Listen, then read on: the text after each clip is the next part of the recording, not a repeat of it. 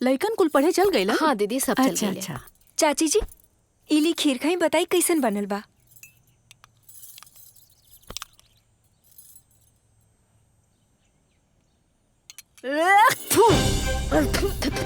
के बनौला हरे? का भइल चाची जी? ठीक पहले नहीं ये बतावा बनौले के बा। छोटको बनैले बाड़ी कहाँ भी आऊ? किचन में। चल चला। का हो तहार माई चीनी और नमक में फर्क नहीं के बतौली का? ऐसे ही खीर बनेला, चीनी के जगह नमक डाल देले बाड़ू। देखी, जवन कहे के बा हमरा से कही, हमरा माई के कुछो मत कही। काहे न कहीं? सारा गलती तो उन करे बा। अगर तहरा के चीनी नमक में फर्क सिखौले रहती ता तू खीर में चीनी के जगह नमक न डाल तू। तहार लक्षण हमरा के कुछ ठीक नहीं लागत। अब रउआ ढेर बोलतानी, बात के बतंगड़ ना ही बनाई तो अच्छा रही। हाँ? अरे देखत बाड़ू लोग कैसन जबान लड़ावतिया। चाची जी रहे दीना, पहली बार बनैले बाड़ी, धीरे धीरे सीख जाई है। हमरा तो नहीं लागत कि कुछ बनावे सीखी। जब खीर बनावे के ना एकरा लूरे नहीं खे तो खाना कहाँ से बनाई? जेकरा के खाए के बा वो खुदे बनाई और खा ली। ई सबब हमरा से ना बनी। अरे देखत बाड़ू एकर घमंड कैसन बोलतिया हो। अरे का भइल? किचन में कुछ गिरल रहे का? हम तहरा से पहले ही कहले रहनी ना कि हमरा के खाना पीना बनावे ना आवेला, फिर का जरूरत रहला हमरा से जबरदस्ती खीर बनवावे के? तोरा घर के रीति रिवाज के चक्कर में ना हमरा 10 गो बात सुने के पड़ता। अरे रिंकू का भइल? देखला देखला एकर घमंड। एक तो गलती कैले बिया, ऊपर से जबान लड़ावतिया। अरे चाची भइल का बा? कुछ बताइबा लोग। लखा खुदे समझ में आ जाई।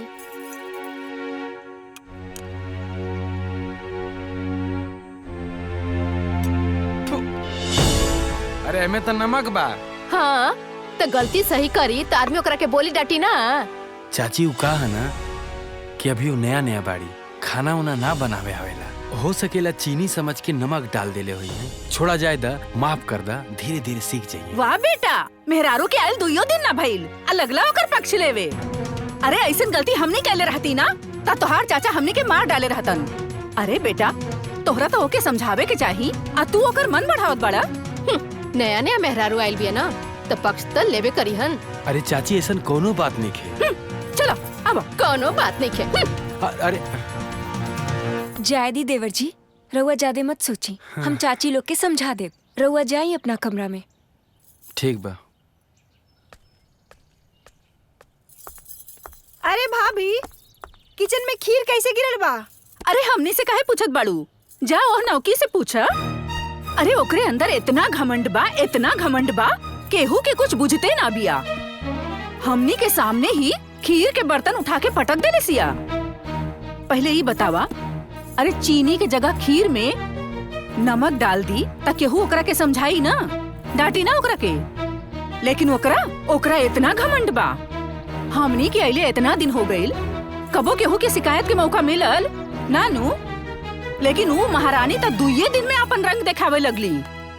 एगो बात सुनली मुन्नी बबनी, ओकरा रहन से हमरा लागता ओकरा के दबा के ना रखल जाई तो कुछ दिन के बाद उ मलकाइन आ हमनी के नौकरानी बना के रखती। देखो किया में तो चेहरा मोहरा से बड़ा नीमन लागत रहे, बाकी ऐसे निकली कब सोचले ना रहनी। जे चेहरा मोहरा से नीमन होखेला नु, वैसे ही नागिन होखेला। उहे नागिनी बाड़ी। अच्छा कौनो बात ना, अभी नया नया बिया, कुछ दिन बीत जाएगा। अगर ना समझ पाई ना तो समझावल जाई। हमरा कुछ समझ में नहीं आवत माई, हमरा बस के बात नहीं खे, सब हमरा से ना होई। तोहरा के कितना बेर समझौले रानी कि खाना बनावे के सीख ला, लेकिन एको बार हमार बात ना मन। अगर सीखले रहती तो ही कुल ना नु होई। ससुराल में कोनो भी पतो कुछ भी करे, सारा दोष ओकरा माई के ही आवेला। देख माई, अगर तहरा के केहू कुछ कही ना तब हमरा से बर्दाश्त ना हुई, मुंह तोड़ दे दोनों जनी के। ढेर बोले तारी सन बुढ़िया। बेटा बड़ लोगन के जवाब ना दिहल जाला, वो लोग कुछ भी कहे चुपचाप सुन लेवे के चाहिए। ऐसन कोनो काम मत करिहा कि जेकरा वजह से तोहरा के कुछ सुने के पड़े। देखा माई, वैसा ने हमार दिमाग ना बहुत खराब बा, अब तू हमरा के मत सिखावा। फोन रखा तानी। हे भगवान, एकरा के सद्बुद्धि दी। अगर एकर ऐसने हरकत रही तो कहीं कुछ ऊंच नीच ना हो जाए। पड़ी कम से कम 20,000 के। कोनो बात ना, पैक कर दिए एकरा के। ए भाभी तू कुछ ना लेबू, कुछ ले ला। अच्छा ठीक बा, तू लोग खरीदारी करा, हम बच्चन खातिर ना दूसर दुकान से कपड़ा लेके आवतनी। हाँ हाँ आ बतानी।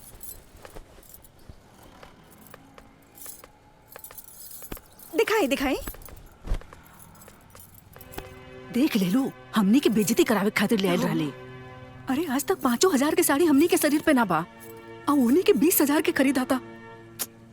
रउआ तो जानते हो खब दीदी, हमर बिहौती डाल पड़ के साड़ी बस 5,000 के गईल रहे। पूरा पट्टीदारी में हमर इज्जत मरा गई कि कितना सस्ता साड़ी ई लोग लेके आइल बाड़े। एक काम करा, हमनियों की यही लगले ना 2-4 गो महंगा महंगा साड़ी ले लेवे के। तू तो जानते बाड़ू हमनी के मर्द कितना मुंह चोर बाड़े, कब्बो हमनी के इतना महंगा साड़ी नईखन खरीद ले। ठीक बा, एगो काम करी दीदी, रउआ जाई और बढ़िया बढ़िया महंगा महंगा साड़ी हम दोनों खातिर पसंद करी। हाँ हम बच्चन के कपड़ा लेके आवतनी, जाई रउआ। ठीक बा। अरे भैया, ये देखी, ये साड़ी बहुत बढ़िया बा। अच्छा बाना, ई ठीक बा। का भइल भाभी, कुछ ना मिलल का? अरे ना हो, उखनी लायक ना रहे, छोट बच्चन लायक कपड़ा रहे। ओ कैसा लगल ये? ई कितना के बा भैया? ये कम से कम 8,000 के पड़ी। अरे बाप रे, ई तो बहुते महंगा ले ला, बा। कोनो दिक्कत नहीं है। दोसर दिखाई। अरे भौजी सोचे क्या बात बा, ले ला, तेरा बहुत सुंदर लगी। ए, ठीक ई बा, देता। पैक करी। हाँ अरे का भइल, अभी कुछ पसंद ना आइल का? हाँ, हमने रखा। अरे हम तोहरे इंतजार करत रहनी। ए दुकानदार भैया, तनी महंगा महंगा साड़ी दिखावा। हाँ, ये देखी। ई देखा, सुंदर बा ना? अच्छा बा ना? ई कितना के हा? 20,000। एक पैक कर दो, पैक कर दो। हाँ हाँ पैक ठीक कर है, दा। पैक कर दो। तनी और बढ़िया बढ़िया साड़ी दिखावा। ई तोहरा पे बहुत अच्छा लगी। एहो के पैक कर दो। बढ़िया बा। कौनो बहाना न चली, लड़का का बियाह हो तो एक टाइम से आए के हो, बस हमें जौन कहे के रहल हम कह देली। हाँ ए, कहाँ जात हुआ? काम हो गल ना सब ठीक से? हाँ भैया, सब हो गई। अच्छा एक काम करा, तनी उ लोगन के फोन मिलावा। सवेरे से लोग कपड़ा किने गए हो, अभी तक कपड़ा ना किनाइल का उ लोगन के? अरे भैया, जहाँ मेहरारू खरीदारी करे जाली वहाँ से इतना जल्दी कैसे ही है? अगर 2 गो कपड़ा खरीदे के होला तो पूरा दुकान उलटवा देली, तब वो पसंद ना आवेला। और यहाँ तो पूरा घर भर के खरीदारी करे कहा, इतना जल्दी कैसे आ जाइए? सही कहता भैया, तबे तो उ लोग के साथ ना गई नहीं। हाँ बहुत अच्छा कहला, बहुत समझदारी का बात कर। जी मालिक बोली। हाँ देखा, गाँव में जाके सबके बोल दा कल बाराते चले के। अच्छा। कोई घर छूटे के न चाहिए, समझ गए ना? जा ठीक बा मालिक, हम अबे सबके बोल के आवत अरे हनी। जा फटाफट जा। सुना, हाँ? हम विधायक जी के यहाँ जाते ही न्योता देवे। हाँ, तब तक ठीक घर है। पर सब काम निपटा दिए, खाली मत बैठे। ठीक बा भैया। हाँ चला जल्दी चला।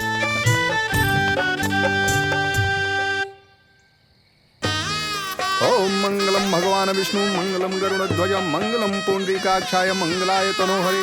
ओम शांताकारं भुजगशयनं पद्मनाभं सुरेशं, विश्वाधारं गगनसदृशं योगनिद्यां गम्यं, वन्दे विष्णु भवभयहरणं सर्वलोकैकनाथम्। ओम सर्वमंगलमांगल्ये शिवे सर्वार्थसाधिके, शरण्ये त्र्यंबके गौरी नारायणी नमस्तुते। ओम जयंती मंगला काली भद्रकाली कपालिनी, दुर्गा क्षमा शिवा धात्री, स्वाहा सुधा नमस्तुते। ओम अग्नये स्वाहा, यहाँ आहुति समर्पित करिए। ओम गजाननं भूतगणादिसेवितं कपितजम्बूफलचारभक्षणं, उमासुतं शोकविनाशकारिकं नमामि विघ्नेशपादपङ्कजं। यहाँ रख दी। अब दूल्हा दुल्हन 7 फेरों के लिए खड़े हो जाए। या देवी सर्वभूतेषु शक्तिरूपेण संस्थिता, नमस्तस्यै नमस्तस्यै नमस्तस्यै नमो नमः। मंगलम भगवान विष्णु, मंगलम गरुड़ध्वज, मंगलम पुंडरीकाक्षाय, मंगलाय तनोहरि। शांताकारं भुजगशयनं पद्मनाभं सुरेशं, विश्वाधारं गगनसदृशं योगनिद्यां गम्यं, वन्दे विष्णु भवभयहरणं सर्वलोकैकनाथम्। इति श्री विवाह संपन्न अभवत्।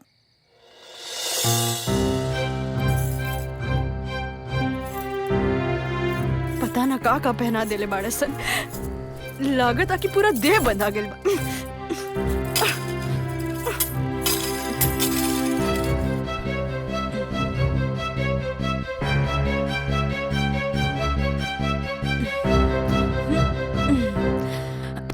हाँ अब ठीक बा।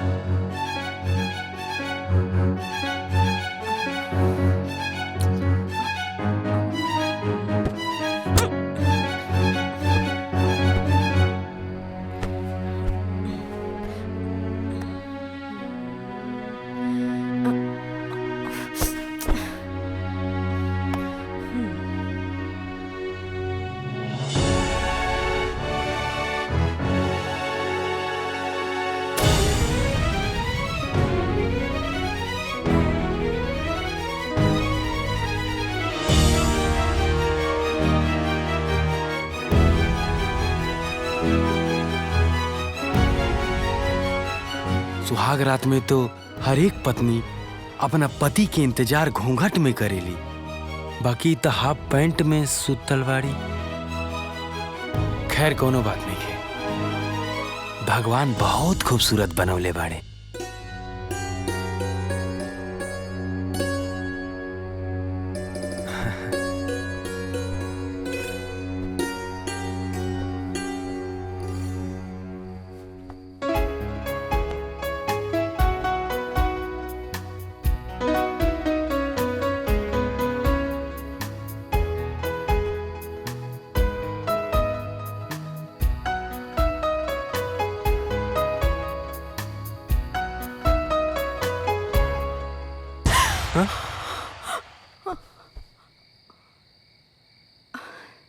रवा ई का करे तानी? अरे हम उहे तो करा तानी जवन सुहाग रात के दिन हर एक पति अपना पत्नी के साथ करेला। हमरा और पत्नी उतनी ना है। हाँ? अरे ये कैसन मजाक करत ताड़ू? हमनी के ब्याह भइल बा, ब्याह भइला के बाद हर एक पति के अपना पत्नी पर इतना अधिकार होला कि अपना पत्नी से प्यार कर सकेला, छू सकेला। हम कहले रली का कि हमरा से आके ब्याह करी। देखी हम एक बात साफ साफ कह देता नहीं कि हम अपन मर्जी से ब्याह नहीं कैले बानी।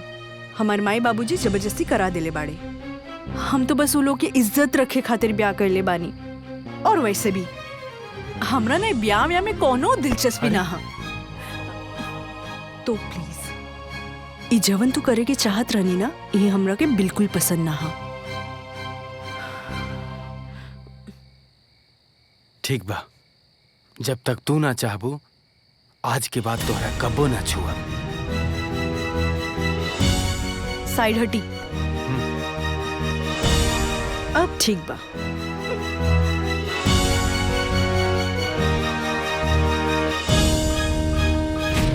जय गणेश जय गणेश जय गणेश देवा, माता जगती पार्वती पिता महादेवा।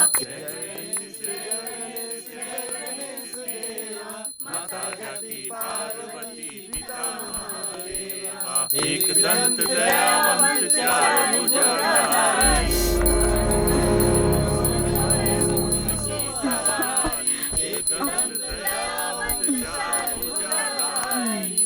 मस्त सिंदूर सोहे ऊंट की सवारी।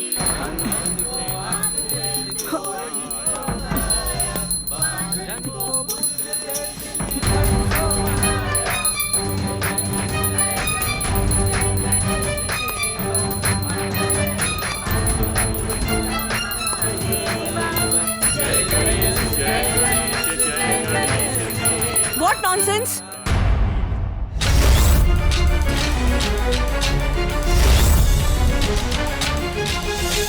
इतना जोर जोर से गाना गावे की का जरूरत बा? गाना धीरे नहीं गा सकत लोग। पूरा नींद खराब हो गई हमारी। दीदी क्या करता रू? चल, अरे चलो ना।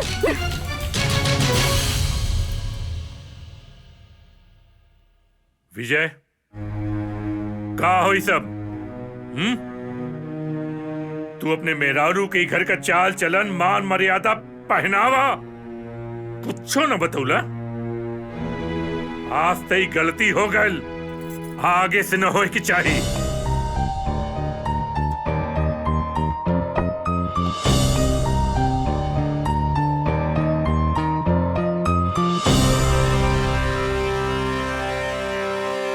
एकरा के समझा दा कहीं ऊंच नीच ना हो जाए। चुप हो जा दीदी, काहे रोता रू?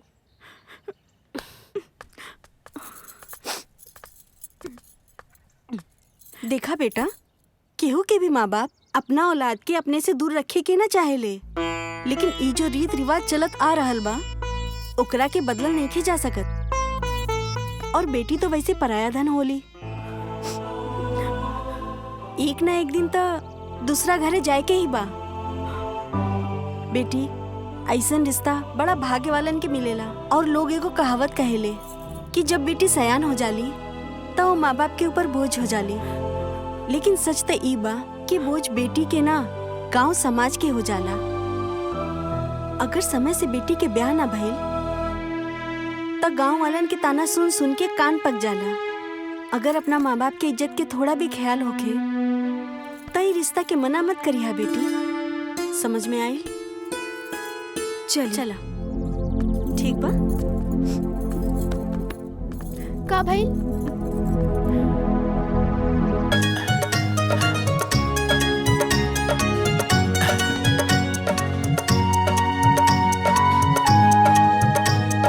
ये हो हमार परिवार, हम बारी बारी से सबके परिचय करावत है। ये हमार हमार भाई शंभू, नमस्ते, उनकर पत्नी पुष्पा और उनकर बिटिया। ये हमार दुलरुआ छोट भाई दरोगा। बचपन से एकर सपना रहे कि दारोगा बने, लेकिन बेचारा 100 मीटर भी ना दौड़ पायल और गिर गई। यही से अपन नामे दरोगा रख लेलस। और उनकर पत्नी पिंकी और उनकर बेटा। ये हमार सबसे छोटी बहन मुन्नी, और ये हमार मुन्नी के पतिदेव दलाल। एक्सक्यूज मी साले साहब, जरा रिस्पेक्ट से नाम लीजिए।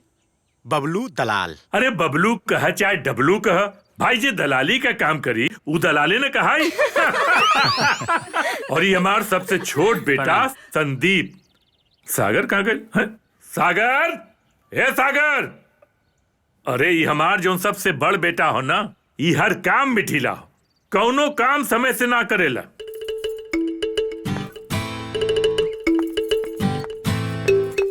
ये हमार बड़ साहबजादा बाणन सागर, ये उनकर पत्नी अनामिका, और ये हमार सबसे नटखट, हाँ, ये घरे का चिराग पोता हमार।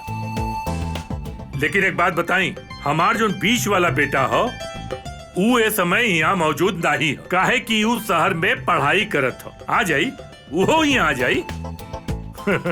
ये रहल भाई हमार परिवार। सर, आपके बहुत बहुत धन्यवाद, अपन कीमती समय देवे खातिर और अपन परिवार से मिलावे खातिर। अब हमने के इजाजत दीजिए। अरे नाना, ऐसे कैसे हो सकेला? रहुआ चाय पानी तो करके जाई ना। चाय पानी होई, जरूर होई, लेकिन मिशन कामयाब होला के बाद। जरूर कामयाब हो जी। ठीक है, प्रणाम प्रणाम प्रणाम। अब बहुत हो गई बाबूजी। भाऊजी के रोज रोज के झगड़ा से बहुत परेशान हो गए बनी हम। अब हमनी के अलग कर दी, जौन घर जायदाद बा बांट दी, ताकि हमहू दो रोटी चैन से खा सकी। देख महेशवा, ये रोज रोज के लड़ाई झगड़ा खाली हमरे मेहरारू के वजह से ना होला, एमे तोरो मेहरारू के भी गलती बा। हाँ हाँ, गलती तो हमरे बा। सब केहू अपने मेहरारू की बड़ाई करेला। अते तो बहुत दूध के धुलल बाड़ी। जब से ही घर में आइले हमनी के पानी पिया के रख देले बाड़े। का जाने तोर माई का खा के पैदा कइले बाड़ी। देख ली दीदी, हमरी माई के बारे में कुछ ना बोली, नहीं तो बिगाड़ हो जाई। हमरे माई की जैसन केहू नहीं। हाँ रे, सही कहत बाड़े। सब उनकरे सिखावल जे तू इतना जबान लड़ावत बाड़े। तू कौन चुप हूँ? तू तो जुबान लड़ावत अड़ू। अरे भगवान, तू लोग चुप रहबू कि मुड़ के चल जाई यहाँ से। रुआ जौन मन करे तौन करी, आज बंटवारा हो के रही। हम इनका साथे एक दिन भी न रहब। तक के खखवाइल बा तोरा साथे रहे के। सुन लीजी, अब हमहू एकरा साथे एक दिन का आधा दिन भी न रहब।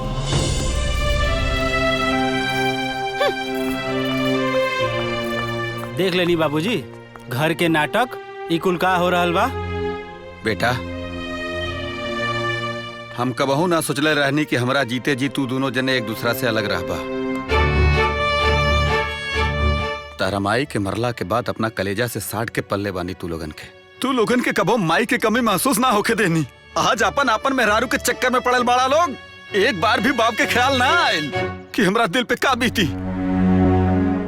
हम तू लोग के अपना सामने अलग रहत ना देख सकीला। बेटा एक बार और सोचला तू लोग, अगर ऐसा भइल ना तो हम चीते जी मर जाई।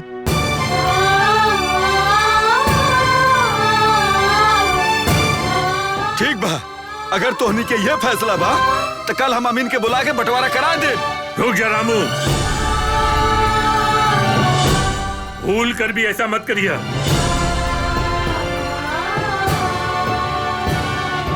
अगर औलाद अपने माँ बाप का इज्जत न करे तो वो लोगन के कुछ छो न देवे के चाहिए। हर माँ बाप अपने औलाद के पढ़ा लिखा के ई लायक बनावेला कि बुढ़ापे में होकर सहारा बनी।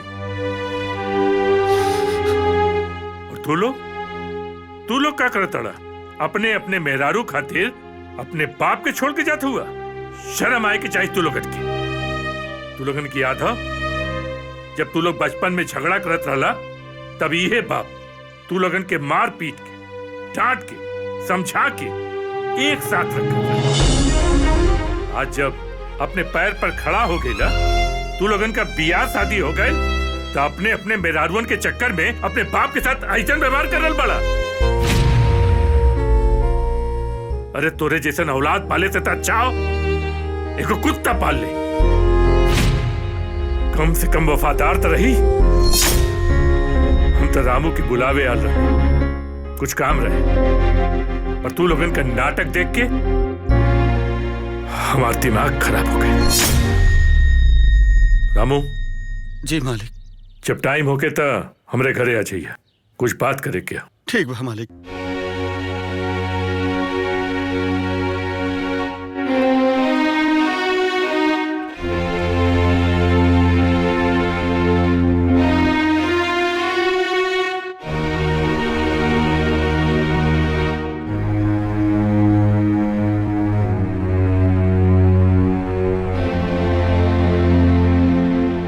बाबूजी हमरा के माफ कर दी, हमसे बहुत बड़ी भूल हो गई बाबूजी।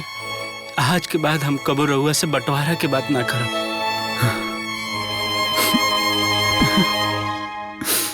का रे, कहाँ रह गई? इन्हीं से नु आई, कोनो दूसरा रास्ता से ना नु जाई?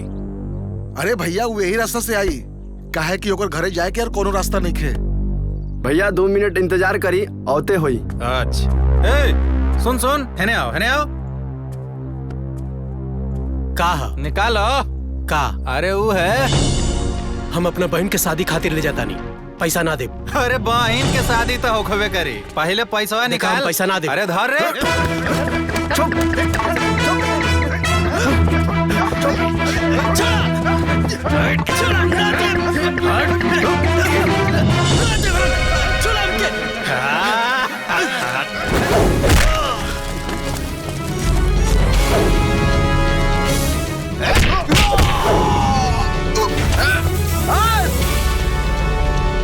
कोनो गरीब के सता के ओकर मजबूरी के फायदा उठावली मर्दानगी ना है। अगर दम बा तो हमरा सामने एगो नोट उठा के देख।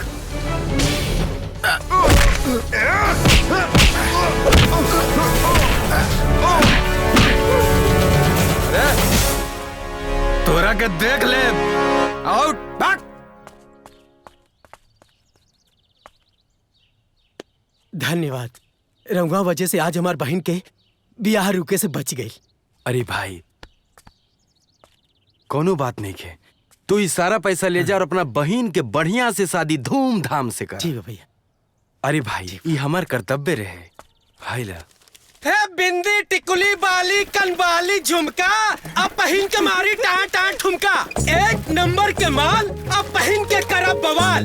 भौजी हेने आई, एकदम सस्ते के माल, एकदम टिकाऊ माल। एक बार पहनबू बार बार पहनबू, पूरा जिला जवार हिलाइबू। हमार सामान पहिर के जे मर्द के पास जाई, मर्द ओकर जीवन भर गुलाम बन जाई। हर चीज हाजिर बा। बोली भौजी का चाहिए? हमरा के हवाई जहाज चाहिए। जाके दे बा। हवाई जहाज? ए ले छोटवा, नीचे उतर तो। हाय ले, ये हमार इंडियन हवाई जहाज। ई का कहत रे मोटू? अच्छा ये हवाई जहाज है। और का तू के क्या लागता? तो हमरा खातिर ये हवाई जहाज हो, यहीं पे बैठ के हम पूरा गांव जवार घूमिले। हमन के यही में बैठ के पूरा इलाका घूमल जाला। ई हवाई जहाज आपन लगे रखा।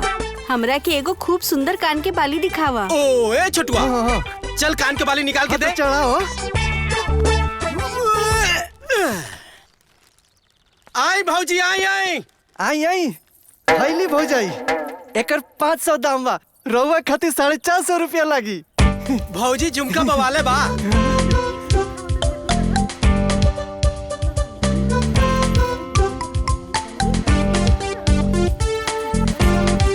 ए पार्टनर, मालदार बुझा दिया। अरे वाह, ई तो बड़ा नीक बा। बाकी एकरा के छुपा के काहे रख ले रहला? वो कहा न भौजी कि ब्रांडेड सामान ब्रांडेड भौजाई लोगन खातिर लुकवा के रखल जाला। रउआ जैसन ब्रांडेड भौजाई आई है तो चुपके से देवल जाए उनके। अगर पहन लेबू तो पूरा गांव में गर्दा उड़ी, गर्दा गर्दा गर्दा मत जाई, गर्दा। जल्दी से माल निकाला, जल्दी। लेकिन 400 से ज्यादा ना दे।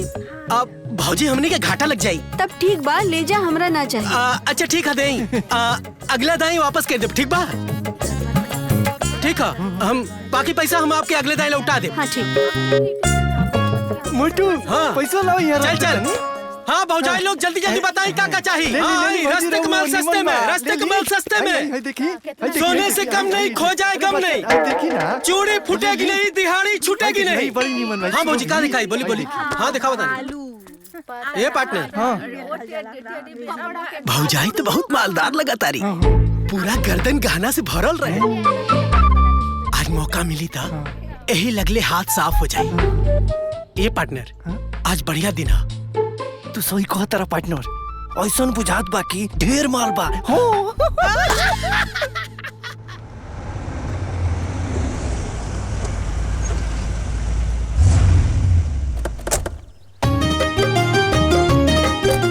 अरे बाबूजी, गोड़ लागत है। खुश रह। आज में इतना देरी क्या कर देला बेटा? बाबूजी, रउआ तो जानते बानी भैया के आदत। आज तक कहीं टाइम से पहुंचल बाड़े जे आज पहुंच जाई हैं। पूरा 1 घंटा इंतजार कैनी है, तब्बो ना आइले। इंतजार करत करत पैदले चल देनी, रास्ता में मिलने हैं। अरे बाबूजी, एमे हमार कोनो गलती नहीं है। अब रास्ता में टायर पंचर हो गए तो क्या करती? बनवाए में टाइम लगबे करी ना बाबूजी। वो कहा कि अच्छा अच्छा ठीक हो। तू एक काम कर, जाके अंदर हाथ मुंह धो के नाश्ता पानी कर। सब लोग तुम्हारा इंतजार करत। अच्छा ठीक बा बाबूजी। संदीप, सामान उठा के अंदर ले जा, समझ ला।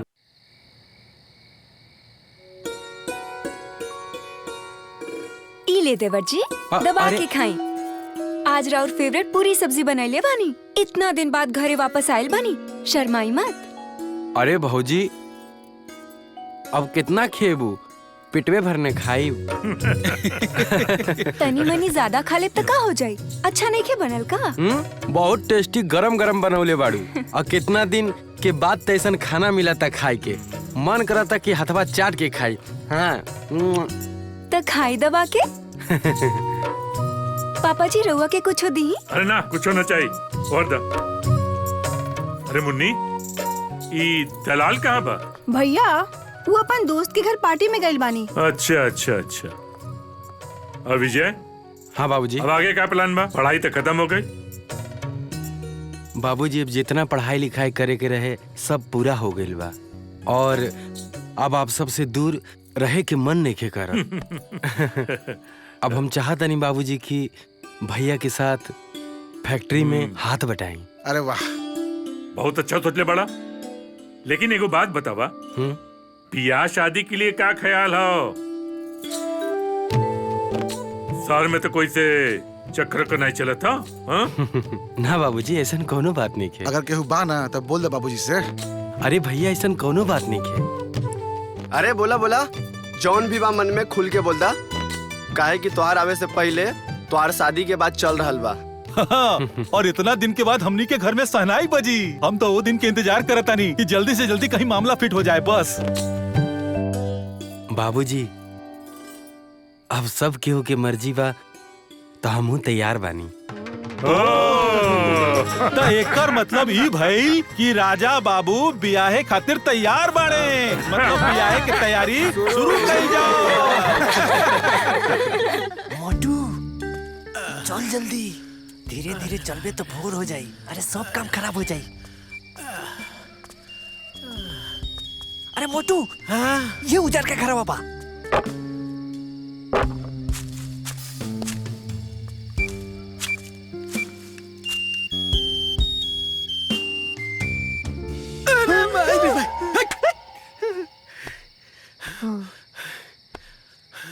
ए छुटुआ, सब कोई सुतल बा। आज अमावस के रात है।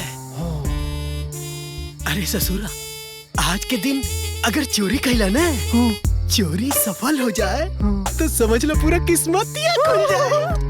अब जब ही परा पहले लगला उड़े।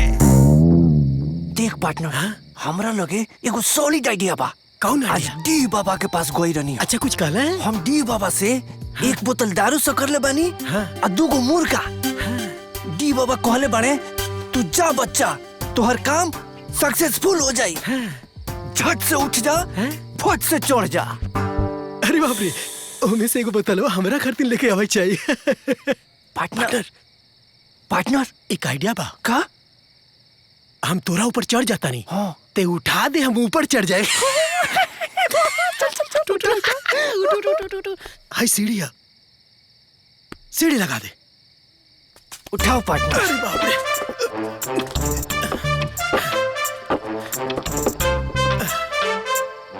ए पार्टनर, अब चढ़ जो। अब ते चढ़ जो, हम थक गए बानी।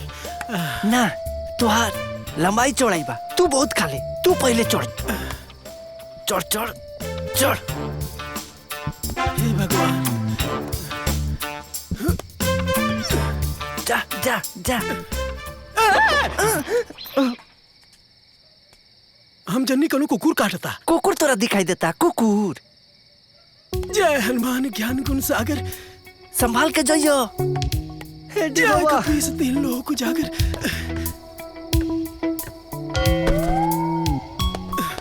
ए छोटू, अब ते हूँ ऊपर आ जाओ। आओ तनी। पार्टनर, हमरा बहुत डर लगता। का है? पहली बार इतना ऊंचा चढ़ता नहीं, हमरा से ना हुई। इतना ऊपर चढ़ा तारे लगा था, ऊपर जाता रे मोरे है। आज जय हो डी बाबा, अब हमार जिंदगी तोहरे हाथ में बा। बात तो ठीक कहता रे। आज अच्छा अच्छा, रुक रुक आओ तनी। ऐसन कर, ते ऊपर चढ़, हम देखा तनी कनु झाकत तनाई बाटे। ठीक बा? ते चढ़, हम आओ तनी।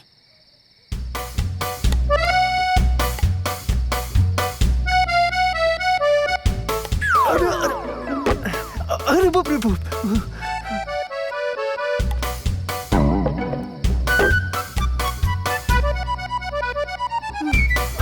अरे पार्टनर गिर गई रे, गिर गई रे बाप। अरे मोटू, ए पार्टनर, अरे बचा ले रे।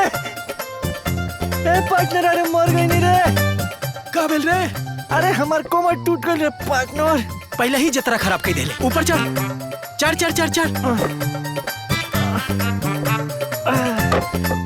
रुक रुक रुक रुक, कोनो जुगाड़ लगाओ तनी। वहीं रुक।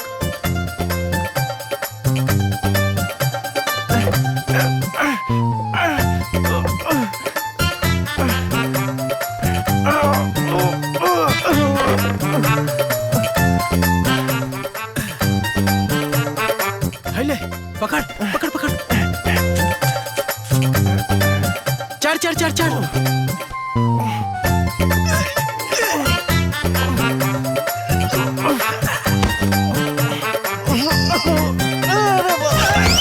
अरे कौन है रे? छत पे कौन है? आई बाप, लगा तो कोनो चोर घुसल बा।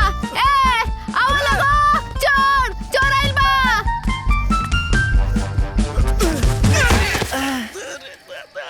कमरिया टूट गए। अरे बाप रे बाप, अरे बाप रे, अरे माय रे माय। अरे बाप रे, मुँह आने लग रहे।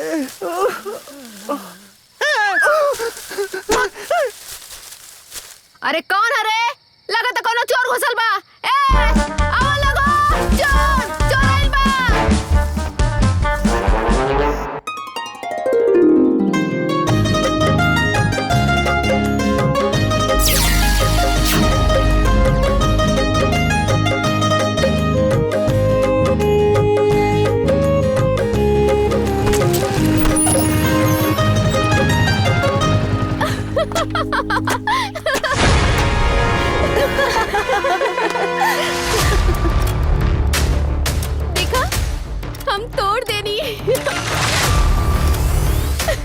वाह बहुत मजा आया। अरे चल हट। जितना जोर से हमरा के मारले हवे उतना जोर से हम मारम त कैसन लगी? हम जानबूझ के ना मरनी है, अनजाने में लग गई है।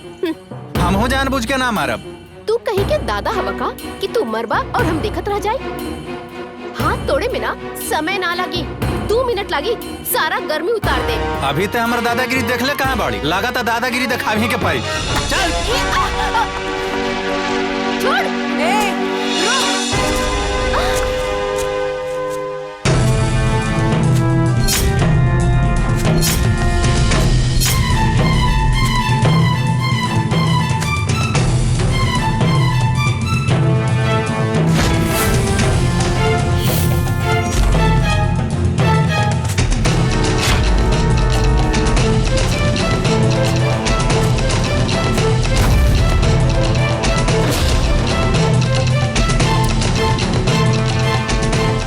हमार इलाका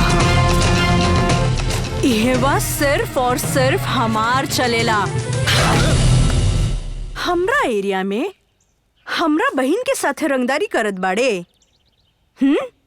रंगदारी का होला ई आज हम तो के बताई।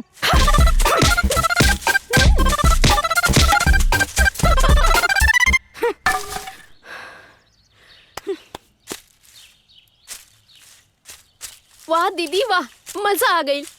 का पिटाई कैलू है, यकीन नहीं के होखत। बिना हमरा बतौले तू लोग एजा अकेले चल आइलू ह। हम ना आइल रहती तो का होइत? कुछ ना होइत। हमरा पूरा यकीन बा कि हम जहाँ भी मुसीबत में पड़े नी, हमार बहन दुर्गा बन के हाजिर हो जाली। भगवान ऐसन बहन सबके देवे। आई लव यू। छोड़ हाँ आजा। आई लव यू टू मेरी प्यारी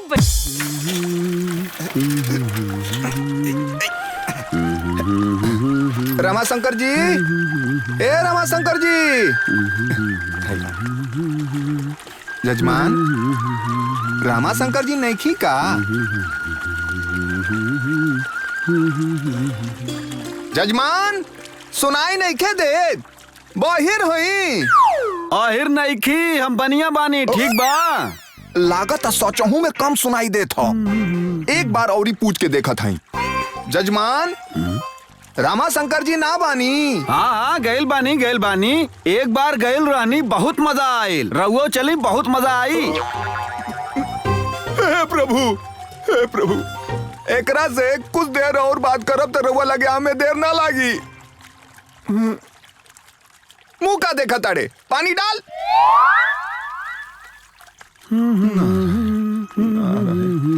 आज तो जतरे एकदम हमार खराब हो गइल बा। रोज हम सबके जतरा बतावे नी। अरे पंडित जी गोर लागी। खुश कहाँ रही, जाता खुश नहीं रही। महाराज? आई बैठी।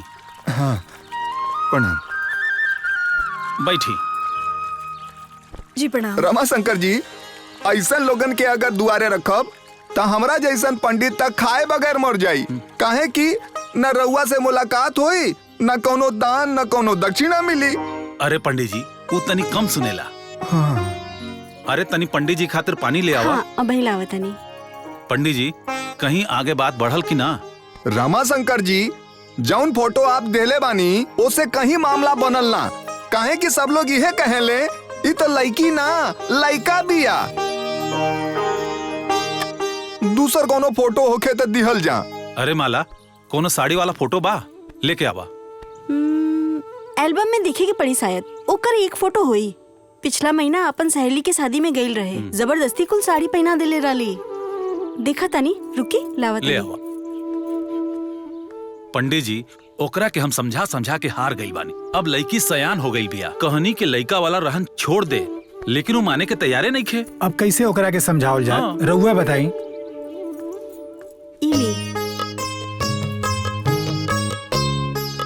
वाह अति सुंदर, अति सुंदर। रमाशंकर जी यह फोटोवा आप पहले देले रहती तो हई जौन चपलवा हमार घिस गईल। लइका खोजत उ ना घिसित। खैर कोनो बात ना, चपलवो तो आप ही के देवे के पड़ी।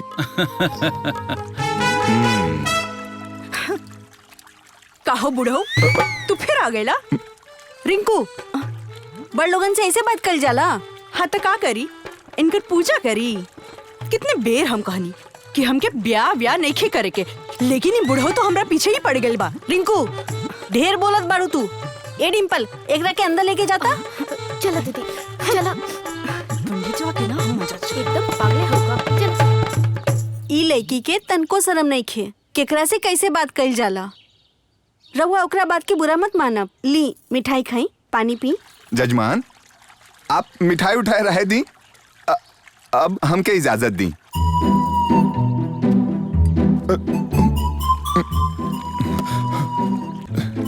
लागत है कि अब मामला बन जाए। ठीक कहता नहीं ना।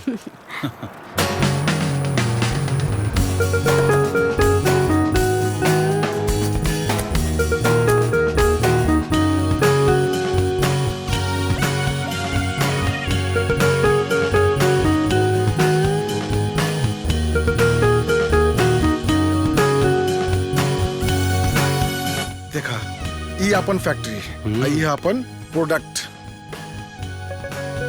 वाओ। हाँ, हाई फ्लो बैटरी। आओ अंदर समझाओ तनी। Sit down.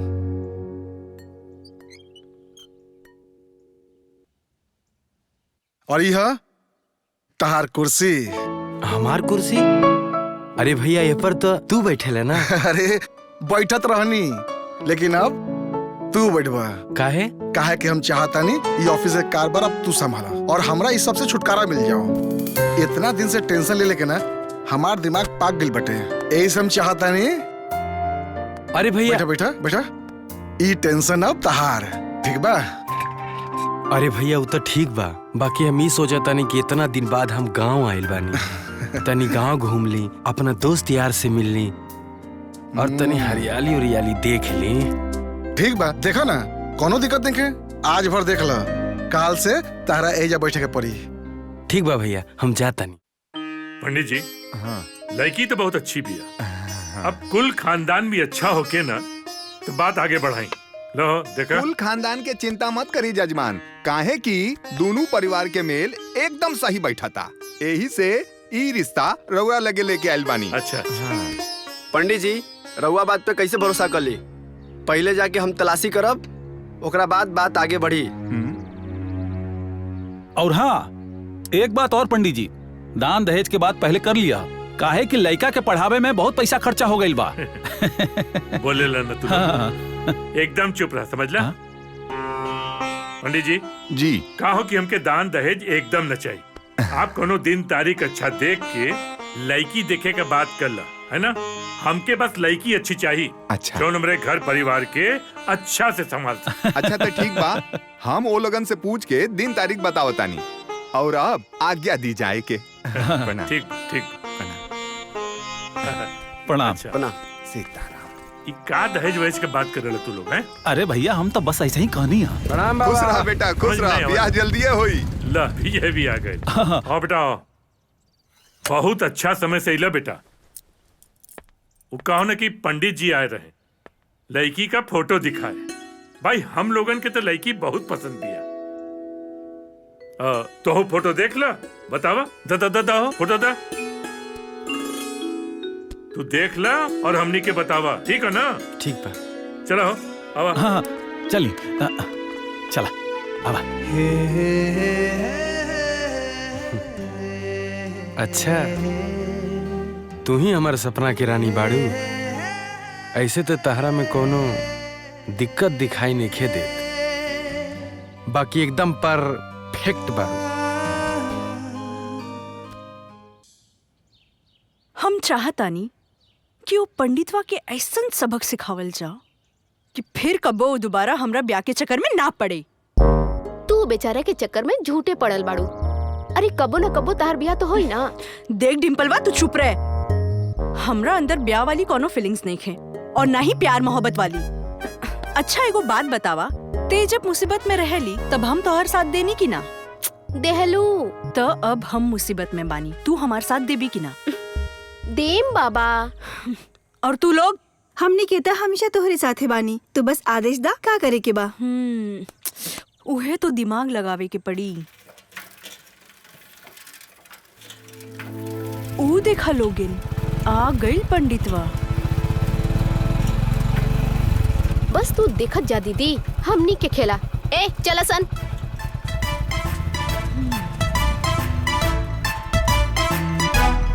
पंडित जी पंडित जी हमार हाथ देखी। अब बताई कहिया लगन चढ़ा था?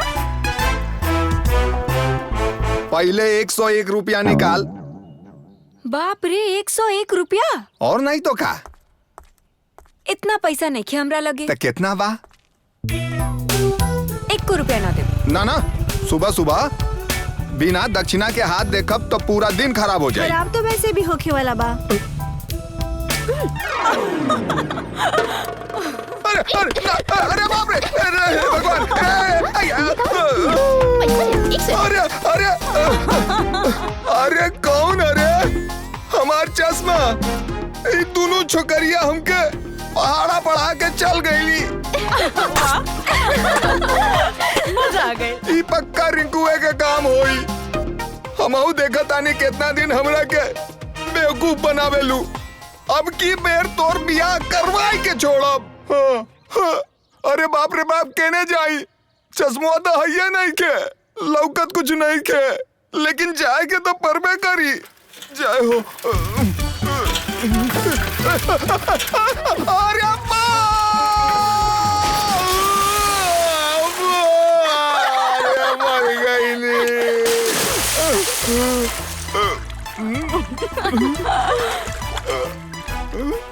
अरे दादा रे दादा, कहाँ गिर गई नी? अरे बाप रे, वो देखा बाबूजी, चला ना तो गड़बड़ हो जाए। भागा अरे पंडित जी क्या हो? बिना चश्मा के हमके लौकते नहीं के। अरे चश्मा पहनबा तब लौकी ना। अरे का बताई जजमान, वो दोनों छोकरिया हमार चश्मे गायब कर देली। बिना चश्मा के हमके लौकत नहीं के। अरे महाराज रुका तनी, आवत हई बताओ तनी। आई पंडित जी आईली चश्मा पहनी इली।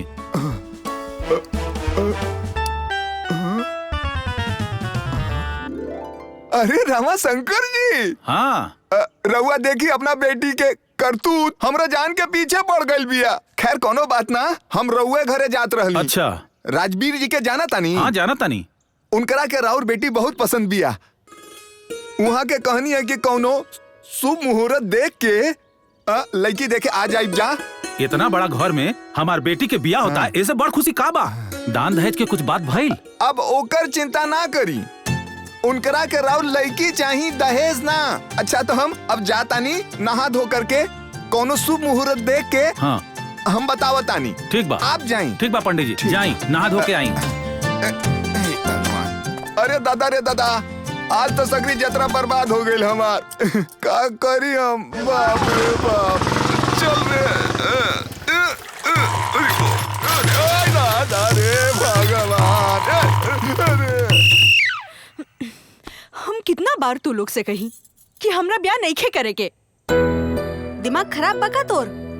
बियाह ना करी है, अपन उम्र देखा तारी, देखा तानी कैसे न करेले। रिंकू, हर बात पे जबान ना लड़ाओ जला, जवानी लोग कहे मान ला। देखा तानी एकर रहन कैसन हो गइल बा। देखा कल दिखारू आवत आरे, कल के मुहूर्त बा, एकरा के समझा दा कहीं ऊंच नीच ना हो जाए। चुप हो जा दीदी, काहे रोता रू?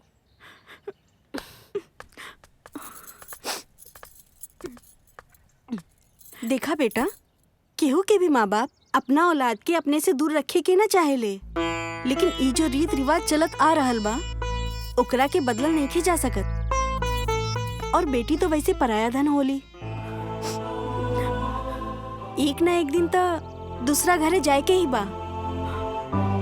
बेटी, ऐसन रिश्ता बड़ा भाग्य वालन के मिलेला। और लोग एगो कहावत कहेले कि जब बेटी सयान हो जाली तो माँ बाप के ऊपर बोझ हो जाली, लेकिन सच तो ई बा कि बोझ बेटी के ना गांव समाज के हो जाला। अगर समय से बेटी के ब्याह ना भइल तो गांव वालन के ताना सुन सुन के कान पक जाला। अगर अपना माँ बाप के इज्जत के थोड़ा भी ख्याल होखे तो ई रिश्ता के मना मत करिहा बेटी, समझ में आई? चल चला, ठीक बा। का भाई?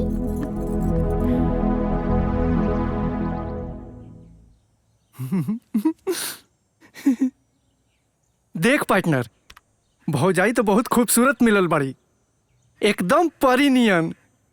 देने ज्यादा ध्यान से मत देख, ना तो नजर लग जाई। अच्छा सुन, कल लड़की देखे के जाए के बा। हाँ। ते आ जाई हैं और मोटुओं के ले आई हैं। ठीक बा। और आदमी जैसन ई ना कि हमारा नाम खराब मत करिए। देखो पार्टनर, हाँ, हम ऐसा माहौल बनाए कि भौजी हमरे नाम ली है। चुप बुड़बक, कुछ बोलत रहेला। अच्छा पार्टनर, हाँ? हम मार्केट जाता नहीं, भौजी खातिर कुछ गिफ्ट उफ्ट खरीदे के बा। ठीक बा, ठीक बा, ठीक बा, जाता नहीं। माई बाबूजी तो हाथ गोड़ धो के हमरा पीछे पड़ गए बा लोग, बाकी हमो हार माने वाला नहीं खी। देख डिम्पलवा, काल ऊ लइका हमरा के देखे तो आई, बाकी ऊ हमरा तक पहुँचे के ना चाही। अब तोहरा का करे के बा, कैसे करे के बा, तू समझ। ऊ लइका के तो रोक दे, बाकी ओकर परिवार आई घरे तब तू का करबू? तू बुड़बा के हौ का? जब दुल्हा ना आई तब बाराती लोग आके का करी है? माई बाबूजी सगाई के प्लान बनौले बा, अगर लइका ना आई तब हमरा एगो और बहाना मिल जाई। देख डिम्पल, का तू अपना बहन खातिर इतना ना कर सकेलू? दीदी तू चिंता मत कर, हम पूरा कोशिश करब कि ऊ लइका यहाँ तक ना पहुँच पावे, काहे कि हम अपना दीदी के चेहरा पे मुस्कुराहट दिखल चाहता नहीं, रोवत ना। दीदी दुनिया में तो हर लइका अपना माँ बाप की उंगली पकड़ के चले सिखेला, लेकिन हम तो तहार उंगली पकड़ के खड़ा भइल बानी, और तोहरा खातिर तो हम अपन जान भी दे दे। हमार बहन, हमरा के तोहर जान ना, तोहर साथ चाहिए। और अगली बार से ऐसा बात कबो मत बोली। हा सॉरी। डिम्पल, कुछ आइडिया आइल का करे के बा? अभी तो पूरा रात बाकी बा दीदी। कल देखिए तहार बहन का करेली। ए छोटू, हाँ मोटू, हमार हवाई जहाज तैयार हो गए है, देख। अब एके देख के बड़े बड़े लोगन के छाती फाट जाई। हाँ। आ कई लोग मुरझा के बैठ जाई हैं। अगर कोनो लड़की मिल गई तो, अगर कोनो लड़की मिल जाई मजा आ जाई। जान मारे गोरी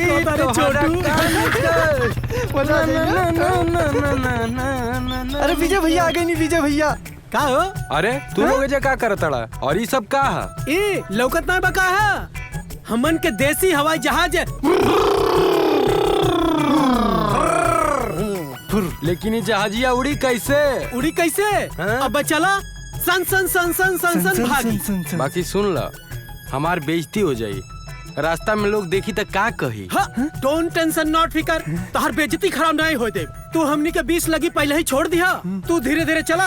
हमन के अपना जहाज से आवता नहीं, आइब ते आइब, जहाजिया से आइब। अच्छा ठीक बा, चल।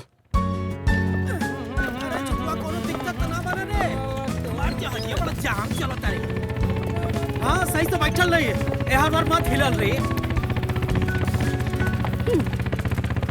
अरे अरे अरे, ये रास्ता रोके के कौन तरीका है? ये हमार तरीका है रास्ता रोके के। तोहरा कहा का? आई दोनों जोकर के हा। ए मैडम,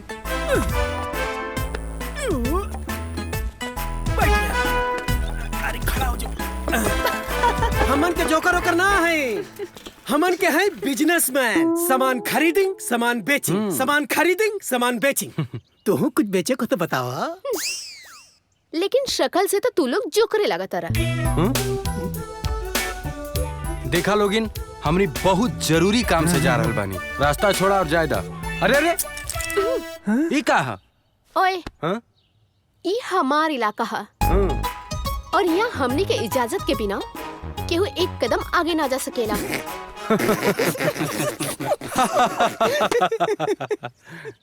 पार्टनर, हम कुकुरन का इलाका सुनले रहली। आजकल लड़कियों की इलाका होला का? ठीक को तरह पार्टनर, ठीक को तरह। अब हमनी के जाए के इजाजत दा। ना, इजाजत ना मिली। पहले ही बतावा कि तू लोग जात कहाँ बड़ा जा। ये बात मोटू बताएगा। ई जाता रे अपन मेहरारू देखे और हमनी के भौजाई। तो एक काम करो जा। कौन काम हो? दूसरे रास्ता से चल जा। अभी हम जाता नहीं गुल्ली डंडा खेले। बोलो गुल्ली डंडा? कब तक गुल्ली डंडा खेलबू? तनी हमनियों के मौका द खेल के। अरे दूसरा रास्ता तो हमने पता नहीं खे। तो हम का करी? पूछ लिया के हुआ और से। ए मैडम तू ढेर बोला तारू। अब तो हम यही रास्ता से जाए चाहे केकरो इलाका हुई, ठीक ना? चाबी दा। चाबी चाहिए? हाँ चाबी दा। तो फिर ले जा। अरे यार तो हम लड़की देखे कैसे जाए रे? ऐसा बहुत तिजोरी तुल्ले बानी। चल चल चल उतर। छोटू मोटू चल।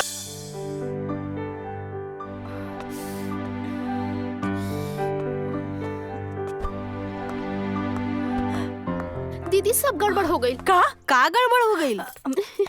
कुछ ना माई, हमनी के बाजारे गइल रहनी कुछ सामान खरीदे। अच्छा बेटी तू तैयार ना भइलू? ए डिम्पल दीदी के जल्दी से तैयार के लिए आवा, बाहर सब इंतजार करत बाड़े। ठीक बा? चला। दीदी हमनी के बहुत कोशिश कईनी लेकिन कुछ ना भइल। लागता हमरा के ही कुछ करे के पड़ी। सामान लाइल बाड़े?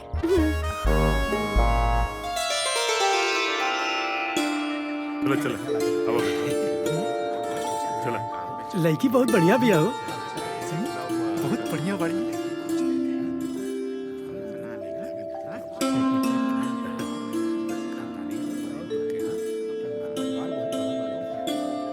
अच्छा तो ये बताई रउआ सबके लड़की पसंद बाड़ी नू?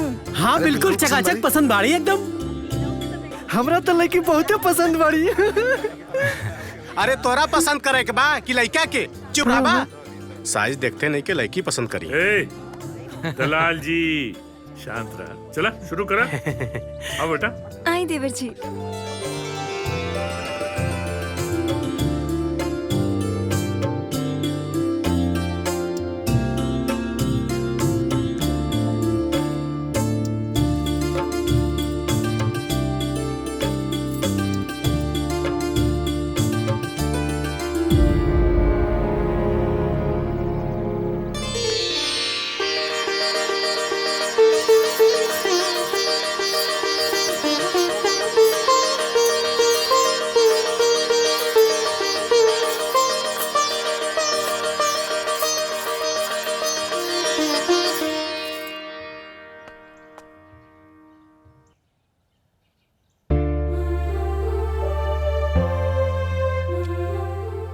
रिंकू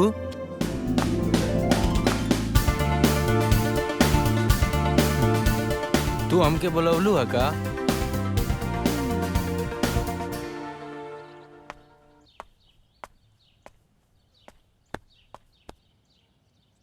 जला के दा। हम सिगरेट ना पी ले। लेकिन हम तो पियनी। जला के दा। अरे जब हम सिगरेट पियवे न करेनी तो हमारा पास माचिस कहाँ से आई? अगर हमरा से ब्याह करे के बा तब सिगरेट पिए के पड़ी। अरे तू कहबू तो सिगरेट का जहर भी पी ले। अगर हमरा से ब्याह करब तब हमेशा हमरा का ऐसा नहीं कपड़े में पाइबा। हम जाना तनी कि तू हमारे घर के परिवेश में जेबू तो सब कुछ सीख जेबू। हाँ ऐसा हमरा में का बा कि तू हमरा पीछे ही पड़ गेल बाड़ा। अरे तोहरा में का ना बा? कबो अपने आप के देख लू हा? आईना में जाके तू कितना सुंदर लागेलू। इतना सब कुछ कैला के बाद भी तो के समझ में नहीं आवत कि हम ब्याह नहीं करे के चाहत। अरे तू चाह या मत चाह, हम तोहरा के चाहता रही ना। तू चाहे कुछ हो कर ला, बाकी हम तोहरा के नहीं बुला सकत। जब से तोहर फोटो देख ले बानी वो दिन से तू हमार सपना में रोज आवेलू और हमके बहुत तड़पावेलू। अब हमारा पास ब्याह के अलावा कोनो रास्ता नहीं है। अब सगाई तो हो गई, अब हमनी के शादी की तैयारी करे के चाहिए। अच्छा ठीक बा, हम चलत आनी। बाय। दीदी चाहे कुछ कहला लड़का बहुत अच्छा बा। अरे हमके पूरा विश्वास बा उतार बहुत ख्याल रखी। आजकल के जमाना में ऐसा लड़का मिलल मुश्किल बा। अच्छा ठीक बा, हम नीचे जाते हैं, तू कपड़ा बदल ला।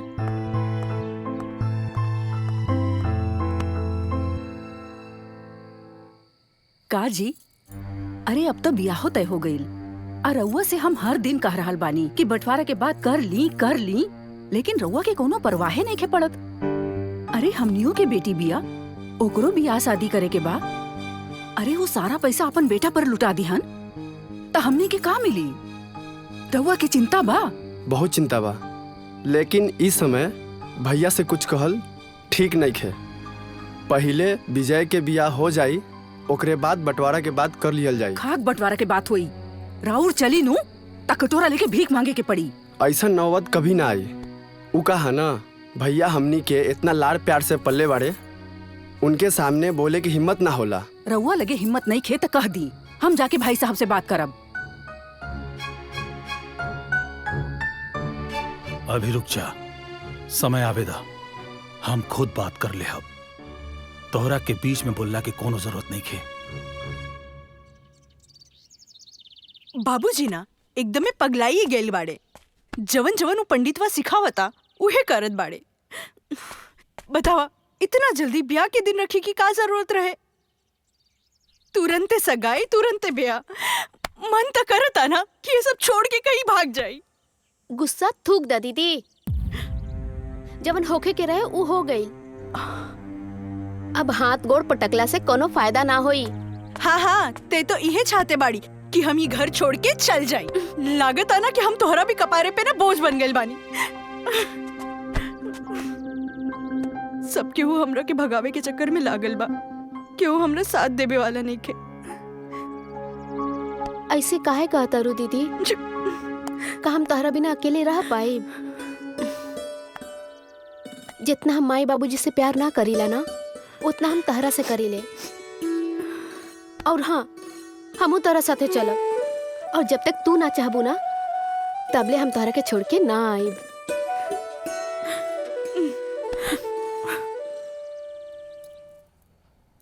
बैठी। भाई तारा दुकान में जो सबसे सस्ता साड़ी होके ना, वो दिखावा ये लोग के। मजाक करत बानी। सुना, तनी बढ़िया वाली साड़ी दिखाओ ये लोग के।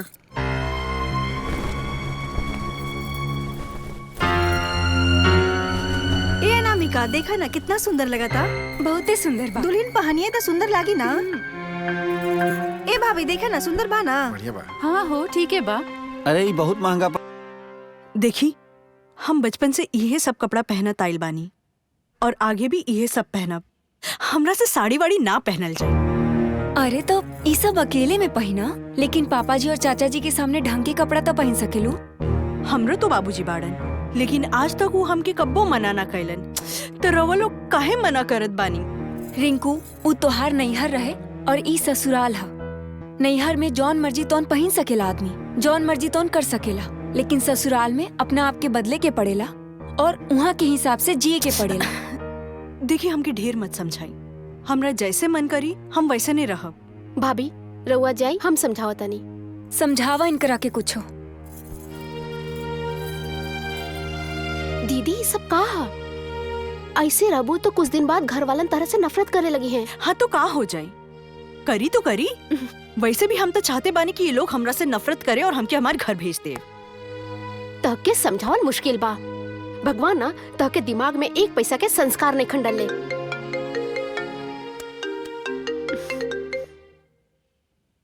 हाँ माई, प्रणाम। खुश रहा। का हो, का समाचार बा? सब ठीक बा माई। रिंकू कैसन बाड़ी? दीदी भी ठीक बाड़ी। तनी बात करावता। ला। हाँ माई, प्रणाम। खुश रहा हमार बेटी। कैसन बाड़ू? माई राउर बहुत याद आवता। अब त एके दिन भइल तोहरा के गईले, 2-4 महीना रहबू तो सब ठीक हो जाई और हमनी के याद भी कम आई। अच्छा सुना, डिम्पल के फोन आइल रहे कॉलेज से। परसों से ओकर प्रैक्टिकल के परीक्षा शुरू होखे वाला बा, तो काल कैसे हूँ ओकरा के भेज दिया। अरे हम डिम्पल के बिना कैसे रहब? बेटा, 1 हफ्ता के तो बात बा, बाद में फिर चल जाई। सुना तारू? अच्छा सुना, तोहर बाबूजी बुलावता रे, हम जाता नहीं। का भेल दीदी, इतना उदास काहे हो गइलू? परसों से तोहर प्रैक्टिकल के एग्जाम शुरू हो जाए, तोहरा घरे जाए के पड़ी। तो एमे इतना उदास होके वाली का बात बा? आखिर वो तो जरूरी बा ना, हमर प्यारी बहन। तो चिंता मत कर। तू जब बुलाइबू हम दौड़ के तारे लगे चलाई। हमरा के तो बुझा गइल कि एकरे अंदर संस्कार नाम के कोनो चीजें नहीं तुम बेकार लड़की बिया। हमरा के तो लागता कि पूरा घर के सत्यानाश करिए के छोड़ी। कपड़ा तो ऐसे पहनाती है जैसे अमेरिका से आइल भी आई। ए भाभी, जितना जल्दी होखे ना हमनी के आपन हिस्सा लेके अलग हो जाए के, ना तो एकरा साथे साथे हमनी सब बदनाम हो जाए। अरे हमरा तो ई डर लगत अटे कि अगर एकर पहनावा के बारे में गांव जवार के कहीं पता चल गई तब बड़का भैया के ना इज्जत बनल बनावल ना सब माटी में मिल जाई। जब लियाइल बाड़े तब बुझी है। हाँ। हमार छोटकी बहन के बेटी खराब रहे।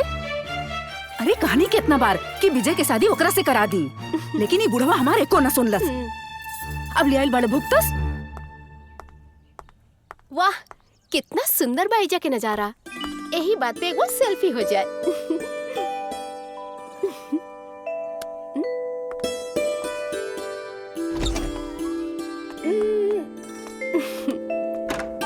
जब से रो आइल बनी तब से देखा तनी खाली सेल्फी में बिजी रह तनी। हमारा पर तो ध्यान नहीं खे। काहे दी रउआ पे ध्यान? रउआ हमार मरद है का? अरे ना ही तो बना ली, हमरे वगैरह अच्छा ना लगे का। अरे ऐसा कोनो बात नहीं के। रउआ अच्छा तो बढ़ले बानी, लेकिन कहा ना हम अपना माई बाबूजी के मर्जी के खिलाफ ब्याह नहीं कर सकत। वो लोग जहाँ कही ओहिजे ब्याह करब। ठीक बा, हम रउआ माई बाबू से जाके बात करब। अगर वहाँ के लोग मान जाई तब। तहरा अंदर इतना हिम्मत नहीं खे कि हमरा बाबूजी से जाके बात करा वो ब्याह के बारे में। ठीक बा, हमहू देखा तनी हमारा अंदर हिम्मत कितना बा। कोशिश कर ली। ठीक बा।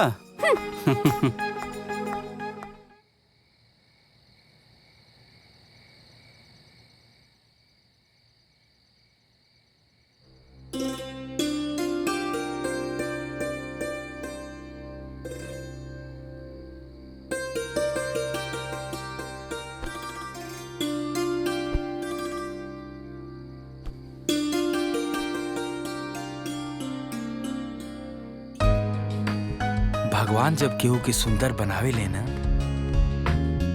तो ओकरा में कोनो न कोनो कमी जरूर छोड़ देवे ले। जैसे कि तोहरा बहुत सुंदर बनौले बाड़े, बाकी तोहर गुस्सा नाके पे रहेला। पता ना तोहरी गुस्सा कब प्यार में बदली।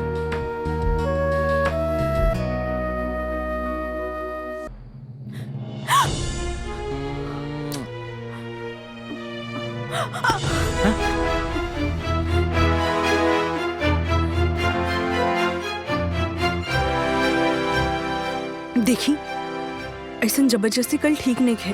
अरे रहो वादा कल रहनी ना कि बिना हमारी इजाजत के हमके छुअब ना। फिर कहाँ गई वो वादा? देखा हम तो के जानबूझ के ना पकड़ ले रहे। उ कहा ना तू बहुत सुंदर लागत रहो, ऐसे हमके बर्दाश्त ना भाई। और हम सपना में तोहके पकड़ ले रहे और ये सपना हकीकत में बदल जाए हमरा पता ना रहे। ऐसा सपना ना ही देखी तो ठीक रही हमनी खातिर। अच्छा सुनी, कल डिम्पल के घरे जाए के बा, केहू से भेजवा दी। अरे अभी तक डिम्पल के अला 2 दिन भयवे कइल बा। परसों से ओकर एग्जाम बा।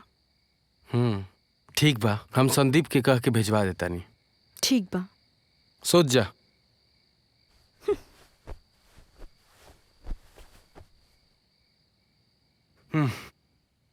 डिम्पल आवे वाला रहली अभी तक ना अरे आई। जीजा जी आपते हुए लोग। ला आ गई। आ गए लोग। आवा आवा।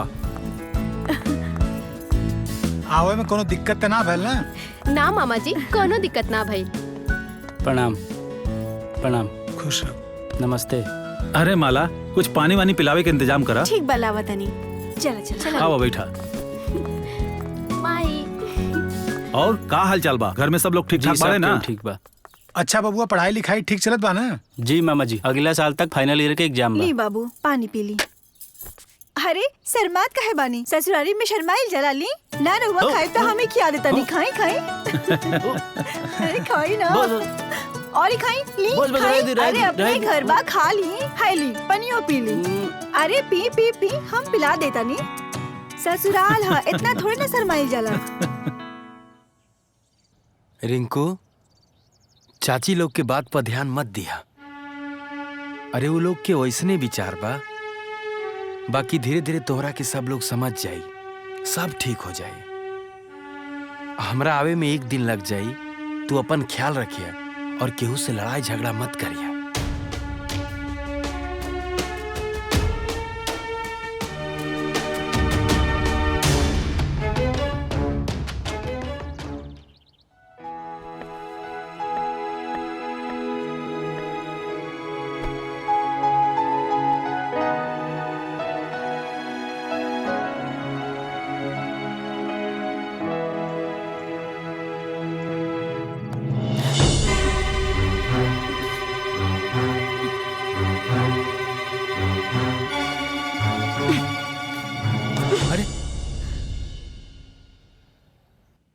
सॉरी, हम तोहरा से बिना पूछले तारा छुए के कोशिश कैनी।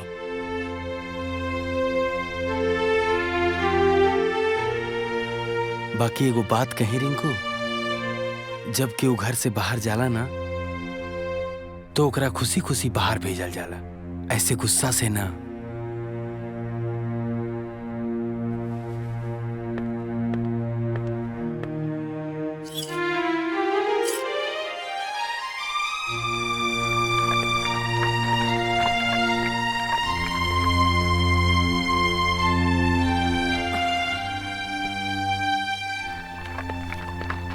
विजय बेटा, कहीं जाता ना का?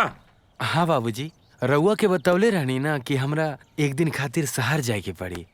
अच्छा अच्छा अच्छा, बनारस मिल वाले काम से का? हाँ, अच्छा अच्छा। सुबह सुबह गुप्ता जी के फोन आयल रहे कि सारा कागजात रेडी हो गइल बा, खाली एग्रीमेंट साइन करे के बा और काम चालू हो जाई। बहुत बढ़िया बात है। एक काम करा, संदीप के ले जा, तो हर मन लगल रही। ना बाबूजी, संदीप रउआ के साथे रही, राउर काम में भी हाथ बटाई और राउर सेवा भी करी। और सुन, बाबूजी के 1 मिनट भी छोड़े के नहीं खे। अच्छा ठीक, हमेशा साथ में रही हैं। ठीक बा भैया, हम बाबूजी के छोड़ के कहीं ना जाए। Very good. एक काम करा, जा आराम से, अपन ख्याल रखिए और काम खत्म करके जल्दी से जल्दी घर आइए, समझ लेना? हाँ ठीक बा बाबूजी। आराम से जा। प्रणाम। जा आराम से। बाय भैया। सुन, बाय बाय बाय। संजा के मुखिया जी के लड़का का जन्मदिन हो, चले के हो, सब तैयारी कर लिए, ठीक है ना? ठीक बा बाबूजी। हाँ।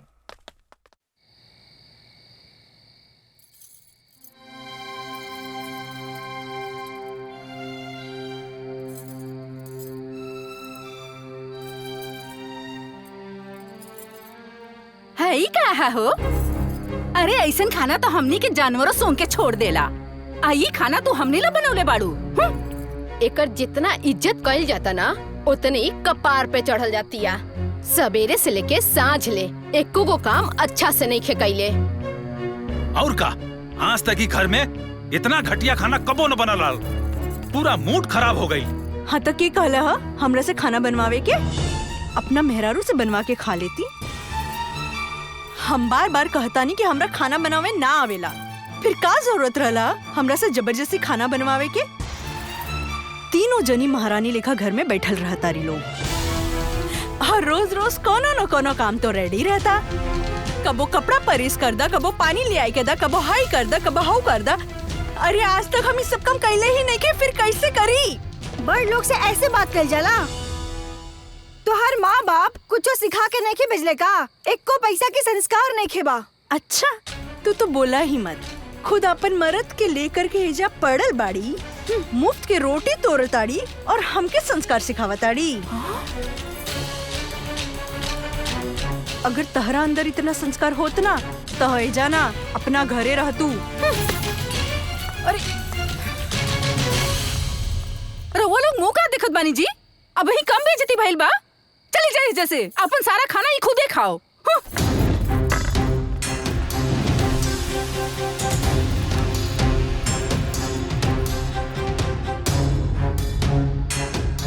देखा, ये बात अगर बाबूजी के पता चली ना तो का सोची अपने मन में? तनी तू समझाओ इनका के।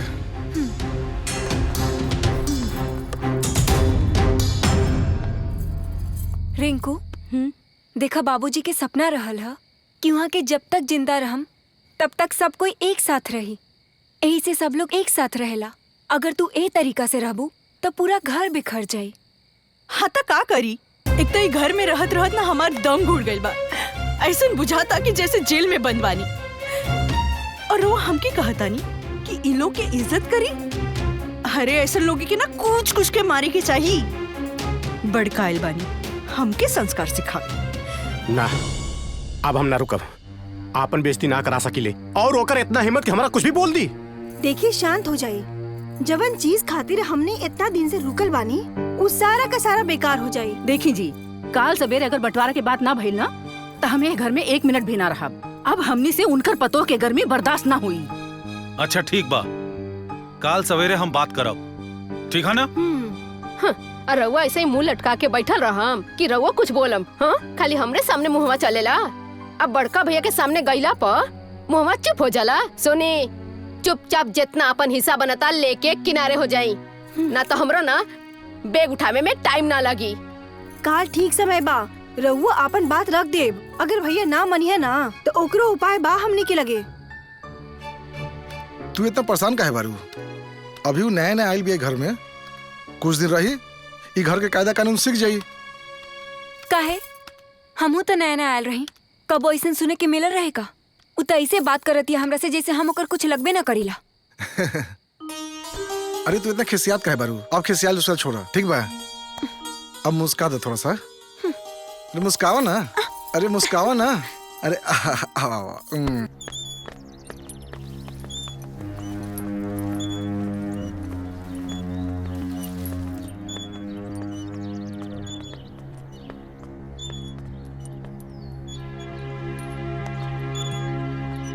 बोला भैया। अरे तू लोग? हाँ बा बेटा, बैठा। ना ठीक बा भैया। का भाई? भैया एगो बात करे के रहल। का बात करे के? भैया हमने ये कहल चाहता नहीं कि हमनी के एक साथ रहे में अब दिक्कत हो रहल बा। अब छोटकी दुल्हनियों के इतना बड़ा परिवार देख के परेशानी हो रहल बा। तो हमनी के अरे बतियाई ई कहल चाहता नहीं कि जौन भी जमीन जायदाद के हिस्सा बा ओके बंटवारा कह दी, ताकि हमनियों के अपन परिवार के साथ अकेले रह सके। भैया हमनियों के एगो सपना बा, जब तक ई घर में हमनी के रहब तब तक हमनी के कोनो सपना पूरा ना होई। हाँ साले साहब, ससुराल में कब तक रहब? आ जौन हिस्सा बाड़ी देख बा हमरा के दे दी, हम मुन्नी के साथे अपने घरे चल जाब। टोनी का दिमाग खराब हो गया का? है? तू लोग के समझ में आवत हो कि तू लोग का कह रहल बाड़ा? अरे ई तू लोगन के घर ना हो, यहाँ रहे वाला लोग तू लोगन का परिवार ना हो। ऐसा तू लोग सोच कैसे लेला? हमरा जीते जी ना तो जायदाद का बंटवारा हुई और ना कोई अलग रह जाए। एक बात कान खोल के सुन लो तू लोग कि जब तक हम जिंदा बानी तब तक नहीं घर के बंटवारा हुई, ना कोई घर से अलग रही। अरे हमरे खानदान का परंपरा हो। तो ठीक बा, रहुआ अपन खानदान के परंपरा निभावत रही हंटी जी, और हमने भी अपन खानदान के परंपरा निभावत बानी जा। अरे हमरा के पता रहे कि भाई साहब ना मनी है, ऐसे पहले से सामान अपन पैक करके रख ले रही। अरे हमनी के का गलत करनी है जी? अपन हिस्से न मंगले बानी। अरे 15 साल हो गए राउर इशारा पे नाचत हमनी के, अब राउर पतोहियो नचावत बिया है। चुप रही जी। अरे ओकर घर में अब हमनी से बर्दाश्त नहीं के होत। अरे एक घर में तब अब 1 मिनट हमारा रहल मुश्किल हो गइल बा। चली जाए जैसे। शंभू, घर की इज्जत जब घर के बाहर निकल के जुबान लड़ावे लगे तो समझ लो घर के बर्बादी निश्चित था। अरे मैं सबसे बड़ गलती होकर होला जौन जुबान लड़ाए वाले के रोके ना। अरे तू लोगन के प्यार में हम कोनो कमी कर ले रही कहा कि अपने मेहरारू के बात में आके अलग होए का बात करत हुआ। बचपन से पाल पोस के बढ़ गई, अपने लड़कन से भी ज्यादा प्यार कर ली। तू लोगन के हर जरूरत पूरा कैली। अरे ये दिन देखे खातिर। अरे मुंह कहाँ देखा ताड़ा है? चल बना गया जैसे। चलें जी, चली चली। ना बड़का पापा के छोड़ के ना जाए। बड़का पापा हम ना जाए। चला सन, कैसे ना चल पसंद है? चला। चल चल बड़का पापा के चल रे, बड़ा बड़का पापा वाला भाई बाड़े, चल।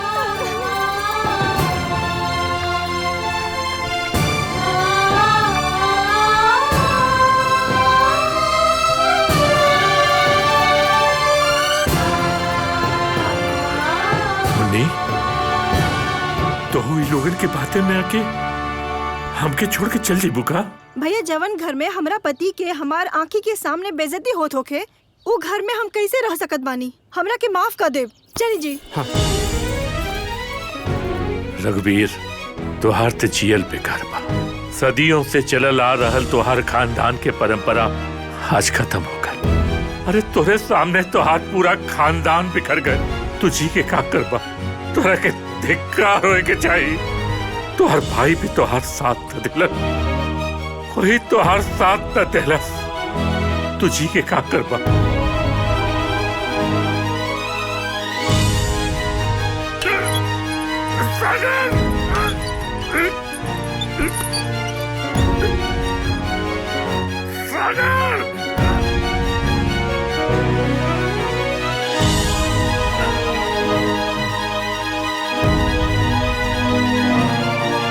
पापा जी, का भाई पापा जी? पापा जी, का भाई पापा जी? पापा जी, का भाई पापा जी? पापा जी, का भाई? बाबूजी, पापा जी, बाबूजी, बाबूजी क्या भाई? बाबूजी कुछ बोली ना। पापा जी।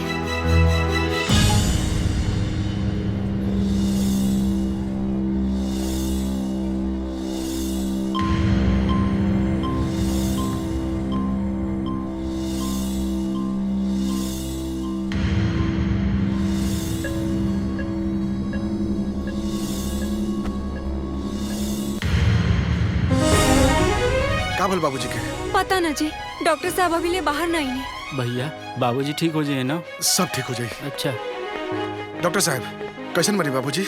इनको सीरियस मैसिव हार्ट अटैक हुआ है। उनका ब्लड प्रेशर काफी बढ़ा हुआ था। उसी के आधार पे मैंने उनको भर्ती कर लिया है। शाम तक मैं उनकी छुट्टी कर दूंगा, लेकिन उनको घर ले जाकर भी आपको बहुत ही सुकून एंड काम, ठंडा एटमॉस्फेयर रखना पड़ेगा, खुशनुमा माहौल रखना पड़ेगा, जिससे जल्दी रिकवर हो सके।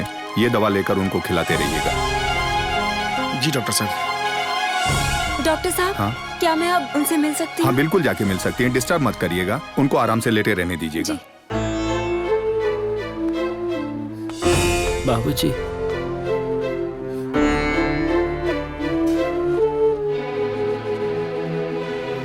बाबूजी,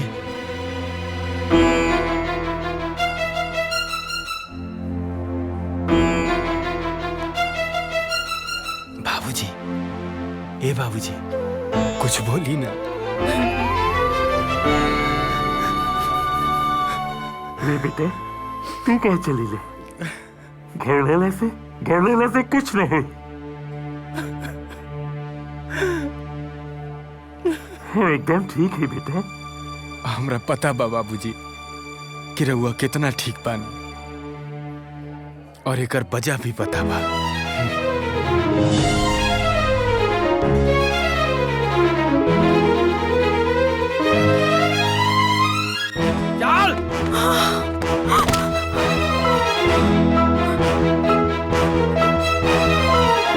आज तक तो हर गलती के ही समझ के माफ कईनी कि तू ना समझ बाड़ू, नादान बाड़ू।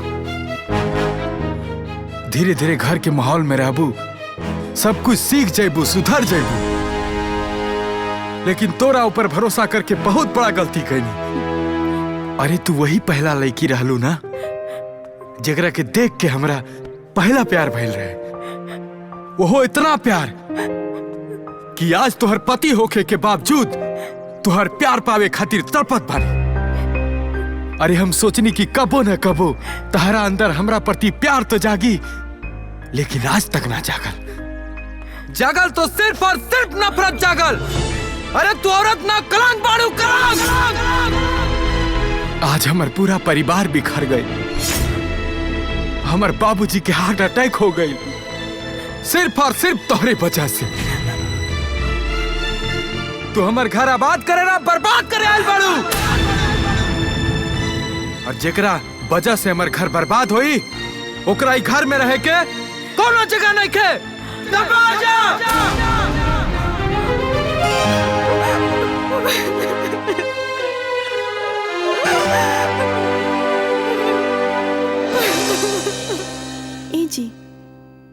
पता न काहे आज हमार मन बहुत घबराता। बार बार रिंकू के ख्याल आवता। एगो काम करी ना, कल भैया के साथे जाके ओकरा के देख आई। हाँ बाबूजी, हमरो के दीदी के बहुत याद आवता। अरे रिंकू, रिंकू का भइल बेटा? तू एजा कैसे? का भइल? कुछ बताई बू, रोवत काहे बाड़ू? सब ठीक तो बा ना? बोलत काहे नहीं खू? माई, विजय जी हमके घर से निकाल देले। ऐसे कैसे निकाल देले घर से? वो बिना कोनो गलती के? गलती बा माई। दीदी, सबके सब हमार गलती बा। बेटा साफ साफ बताइबू आखिर बात का बा? What nonsense! इतना जोर जोर से गाना गावे की का जरूरत बा? जेकरा के खाए के बा वो खुदे बनाई और खा ली। ये सबब हमरा से ना बनी। है ही कहा हो? अरे ऐसा खाना तो हमनी के जानवरों सोंग के छोड़ देला। हाँ तो के कहला हा हमरा से खाना बनवावे के? अरे आज तक हम इस सब काम कैले ही नहीं के, फिर कैसे करी? अरे ओकर घर में अब हमने से बर्दाश्त नहीं के होत।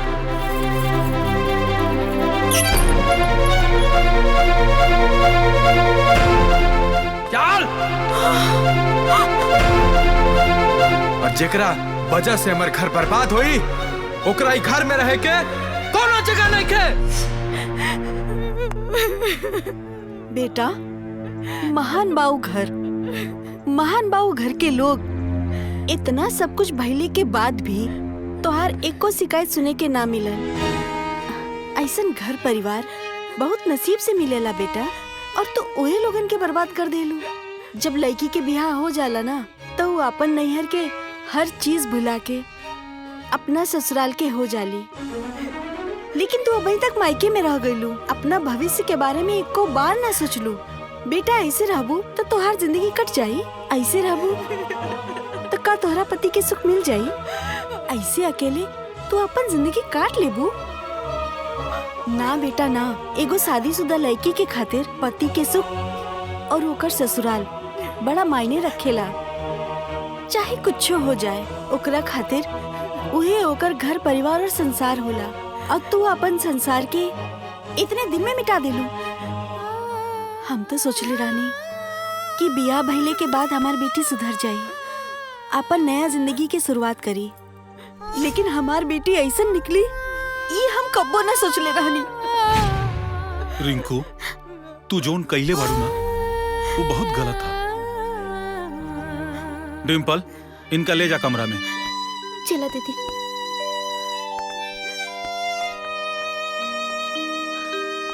का रमाशंकर, अब का हुई? वो लोग बिटिया के माफ करी है कि ना? अब का बताई साले साहब, ये जोन कर्म करके आयल भी है ना, वहाँ गईलो में शर्म लागत बा। हे भगवान।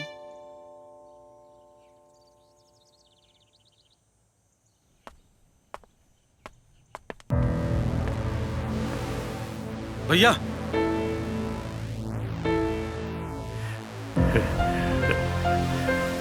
शंभू, दरोगा, हमरा के पूरा विश्वास रहे कि हमरे बीमारी का खबर सुनकर हमारे भाई लोग जरूर रही हैं। बहुत अच्छा किया तू लोगन की परिवार कहाँ हो? बैठा बैठा तू लोग। भैया, हमनी के यहाँ बैठे ना आयल बानी, कुछ जरूरी बात करे आयल बानी। राउर तबीयत खराब सुन के हमनी के अस्पताल गेलनी है। डॉक्टर से पता चलल कि अब रउआ ज्यादा दिन के मेहमान नहीं खी। यही से हमनी भागल ही जाई नी। और कुछ हो जाए आपके तो हमनी के तो बर्बाद हो जाए। हमनी कहीं के न रहा भैया। भैया, हमनी पर तरस खाई भैया। मरे से पहले जितना भी हिस्सा जायदाद के बाद हमनी के नामे कर दी भैया। शंभू, मरे से पहले हमरो एक आखिरी सपना रहे कि हमार परिवार हमरे सामने हंसी खुशी से रहे। परिवार। लेकिन अब हमरा लागत है कि हमारी सपना सपने रह जाए। अरे पागल, हम तो ये सोच के बंटवारा ना करत रही कि कम से कम सब लोग साथे रहल जाई, एक दूसरे के सुख दुख में काम आवल जाई। ये जायदाद लेके हम क्या करें? हमें बहुत दुख होता है सब सुन के कि अपने भाई के जान से ज्यादा तू लोगन की जायदाद प्यारा हो गई। ठीक बा, जब तू लोगन की इहे में खुशी बा तब हम अपन आधा का पूरा जायदाद तू लोगन के नाम कर देता नहीं। ना बाबूजी ना, ऐसा रहुआ कुछो ना करब। वाह, भाई होके त तारा लोग जैसा। अरे तनी शर्म करा तू लोग, शर्म। भाई के जिंदगी के तनिको ख्याल नहीं के, लेकिन तोहरा लोगिन के अपना धन दौलत जमीन के ख्याल बा। आज बाबूजी के जवन हाल भइल बा, एकर सिर्फ जिम्मेदार बड़ा तो तू लोग। अरे का गलती बाटे बाबूजी के, यह नु कि सब लोगन के एक साथ लेके चले के चाहता रहे। चाचा जी, ऐसा भाई बहुत किस्मत वाला की मिलेला।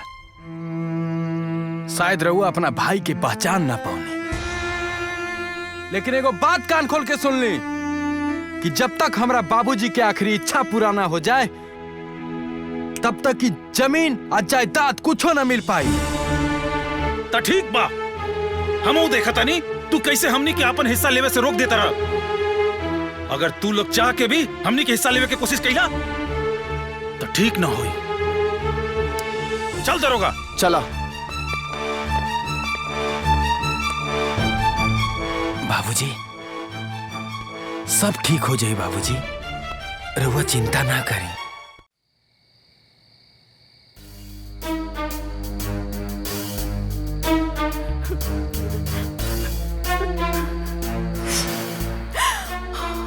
हमरा और पत्नी उतनी ना है।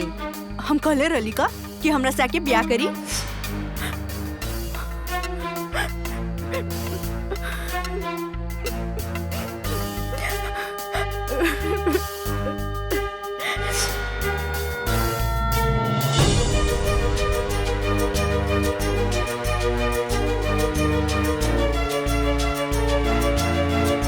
देखी, ऐसा जबरदस्ती कल ठीक नहीं है। रहुआ वादा कल रहनी ना कि बिना हमारी इजाजत के हमके छुअब ना।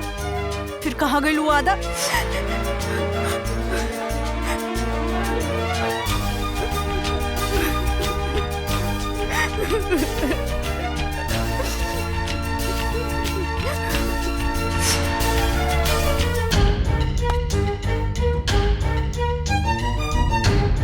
सॉरी, हम तोरा से बिना पूछले तारा छुए की कोशिश कैनी।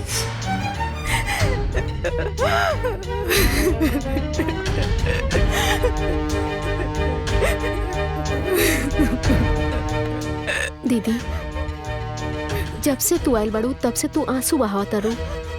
अब तो चुप हो जा।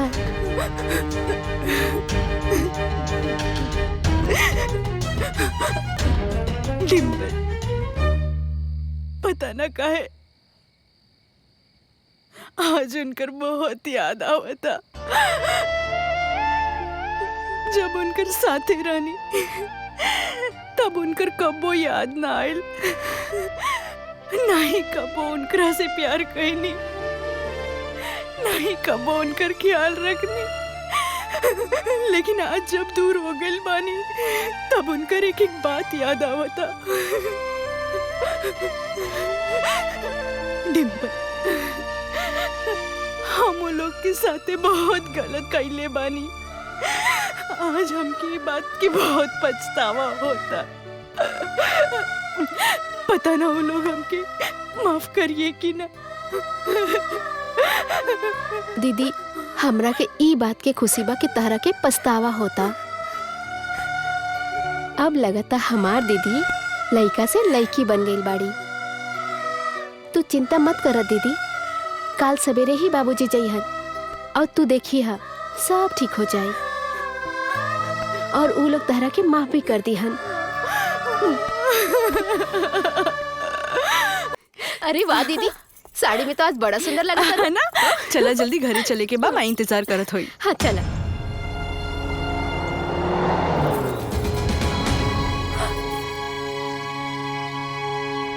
डिम्पल, कुछ तो गड़बड़ बुझाता। बाबूजी के कुछ गुंडे उठा के ले जाता रसन। हमने के चले के पड़ी।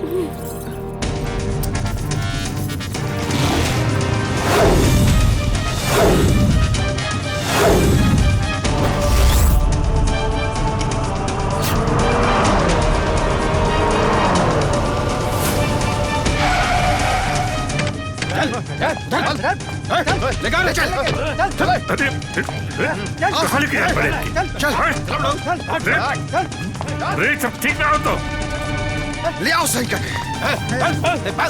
यहाँ का लेके आए बड़े क्या हुए तू लोग?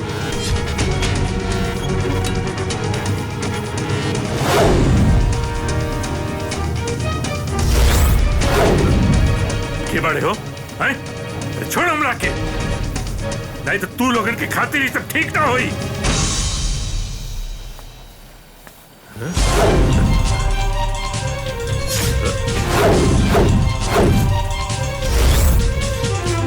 तू लोग आखिर सौतेला भाई होके क्या फर्ज तू लोग निभा देला? तू ऐसन गद्दार निकलबा तू लोग ही हम सोचले न रही। हाँ तो का करी, जिंदगी भर तुहार गुलाम बन के रही। देखी भैया, हमनी के जितना दिन रउआ के साथ रहे के रहे रह लेनी।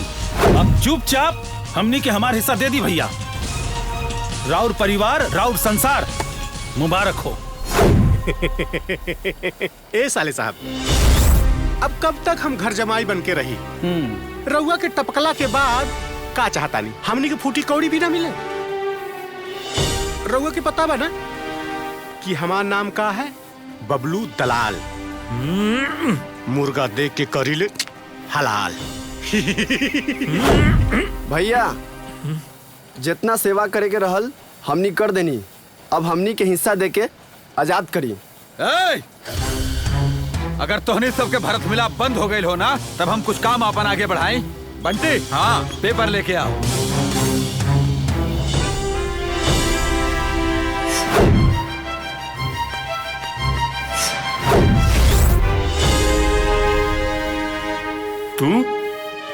तू तो वही बड़ा ना जो दिन घरे आल रहे पत्रकार बन के। तोहरा का लागत था? तोहारी दोनों भाई खातिर तोहरा के पकड़ के ले आई नहीं? हाँ ना, ये तोहरा पे तो नजर हमार बहुत पहले से था, और ये सब तो हमार षड्यंत्र रहे ताकि तोहार जन्म कुंडली हम निकाल सकी। और रहल बात जायदाद के, तो जायदाद खातिर सगा भाई भी आपस में लड़ जाले। ये दोनों तो तोर सौतेला हमें। यही से कहल जाला कि ऊपर वाला के घर में देर बा अंधेर ना। और देख, हमरा के मौका मिल गई और ये जायदाद हम लेके रहा। बंटी, साइन करा एकरा से। अरे लेकिन हाई जायदाद तो हमनी के नाम करावे के बात रहल ना। भुला जा, जवन होता तवन देखा। ए, तू हमरे भाईयन के बहला पुतला के हमरे जायदाद पर कब्जा करे चाहता रे? ये ना होई। जरूर होई। तीनों का भी बांध देख रहा संगे।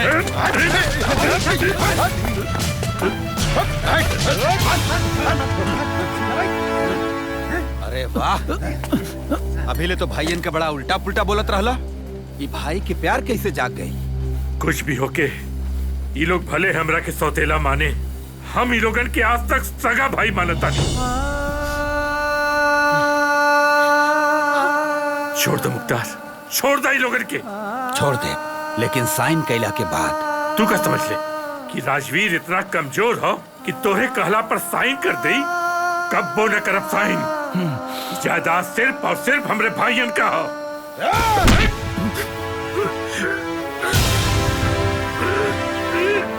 मुख्तार नाम है हमार, मुख्तार। बचपन से आज तक जौन चीज चाहनी हो के हम पौनी है, ये कैसे छोड़ दे? तोरा के तो साइन करे के पड़ी। साइन करे के पड़ी तोरा के। बंटी, कागज दे। रुक जा लोग, छोड़ दे हमरा बाबूजी के, ना तो तू लोग में से केहू जिंदा ना बची। बंटी, ये दोनों कौन है रे कबाब में हड्डी? एखनी से तो हमार पुरान रिश्तेदारी बा। वही दिन रह गई, आज जरूर पूरा करब। चल तोरा के आज बतावा तानी। चल देखा तानी आज के बचाई तहरा के हमरा से।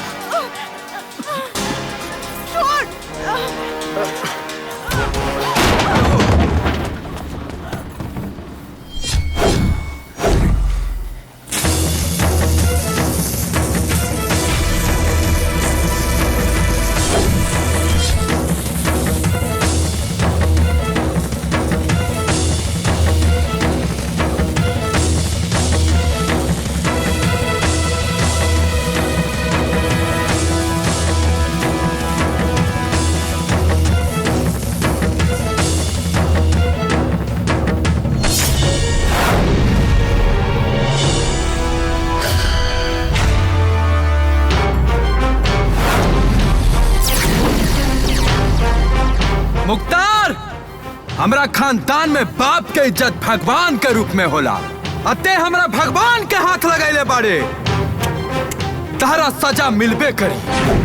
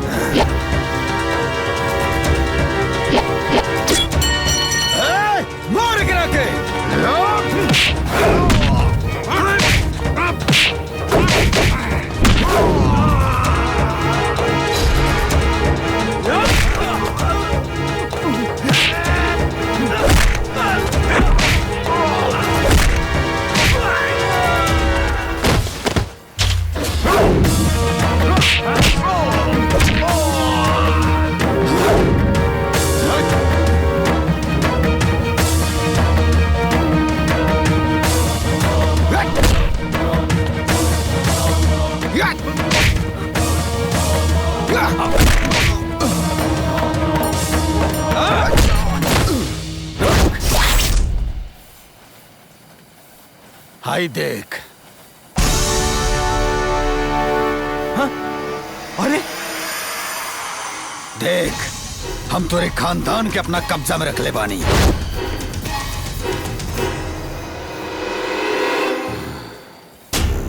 तोरा के का लागत था कि तू इतना आसानी से हमरा के मार देबे?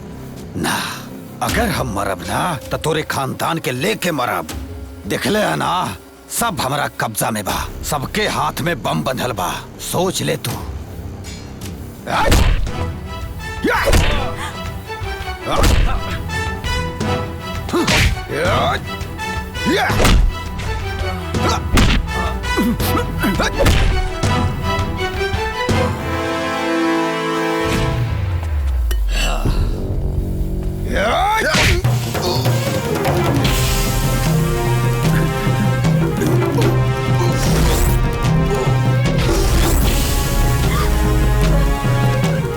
हमनी के परिवार के खत्म कईल इतना आसान बात नहीं है।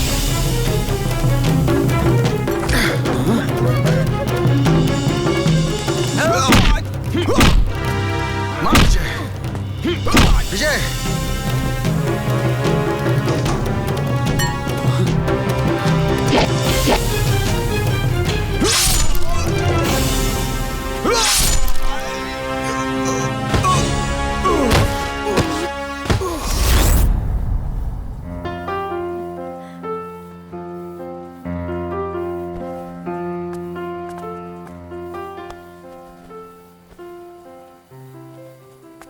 भैया पता ना हमके का हो गई रहे कि अपन भगवान जैसन भाई पर कितना कितना सितम कईनी। भैया माफ कर दी भैया। भैया अब हमनी के गलती ना करब, हमनी के माफ कर दी भैया। साले साहब हमरा के माफ कर दी। काहे तू तो एकरा साथे मिल के हमरा के हलाल करे चला लाला। सॉरी, गलती हो गई। लालच तो रख के अंधा कर दे लेना। पर मछुआ हमरा को माफ कर दी। तू हमारा दामाद पाड़ा, हमसे बहुत बड़ी गलती हो गई।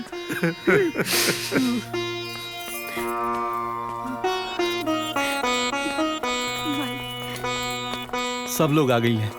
का बात बा समझी जी, अनजाने में हमार बेटी से जौन गलती भइल बा, रउआ से हम ओकरा खातिर माफी मांगतानी, ओकरा माफ कर दी। समझी जी ई सुधर गल बाड़ी, रउआ लोग के आगे ही कोनो शिकायत का मौका ना दे। अरे रमाशंकर जी, माफी मांगे का कोनो जरूरत नहीं है। राउर बिटिया हमरे घर का सदस्य बाड़ी और हमेशा रही।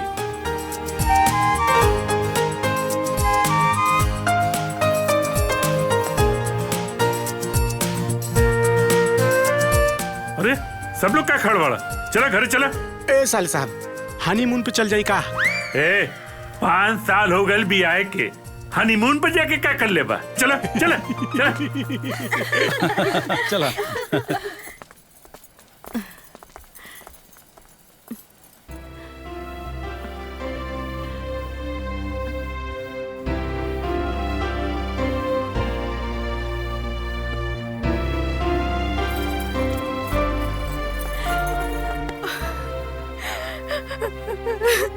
हमरा के माफ कर दीजिए।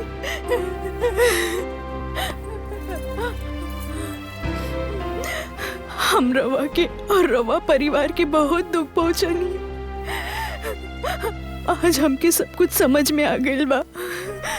हम रवा से वादा करतानी कि एगो संस्कारी बहू बन के जरूर दिखाई। अरे पगली, तो हर जगह पैर में नहीं खे, तो हर जगह दिल में बा। आज हम समझ गए नी कि तू सुधर गइल बाड़ू। अब तोहरा दिल में हमारा प्रति प्यार जाग चुकल बा। आई लव यू जी। चला देर ही सही, बाकी तोहरा दिल में हमारा प्रति प्यार जागल था। और ये बात सुने खातिर तो हमार कान तरसत रहे।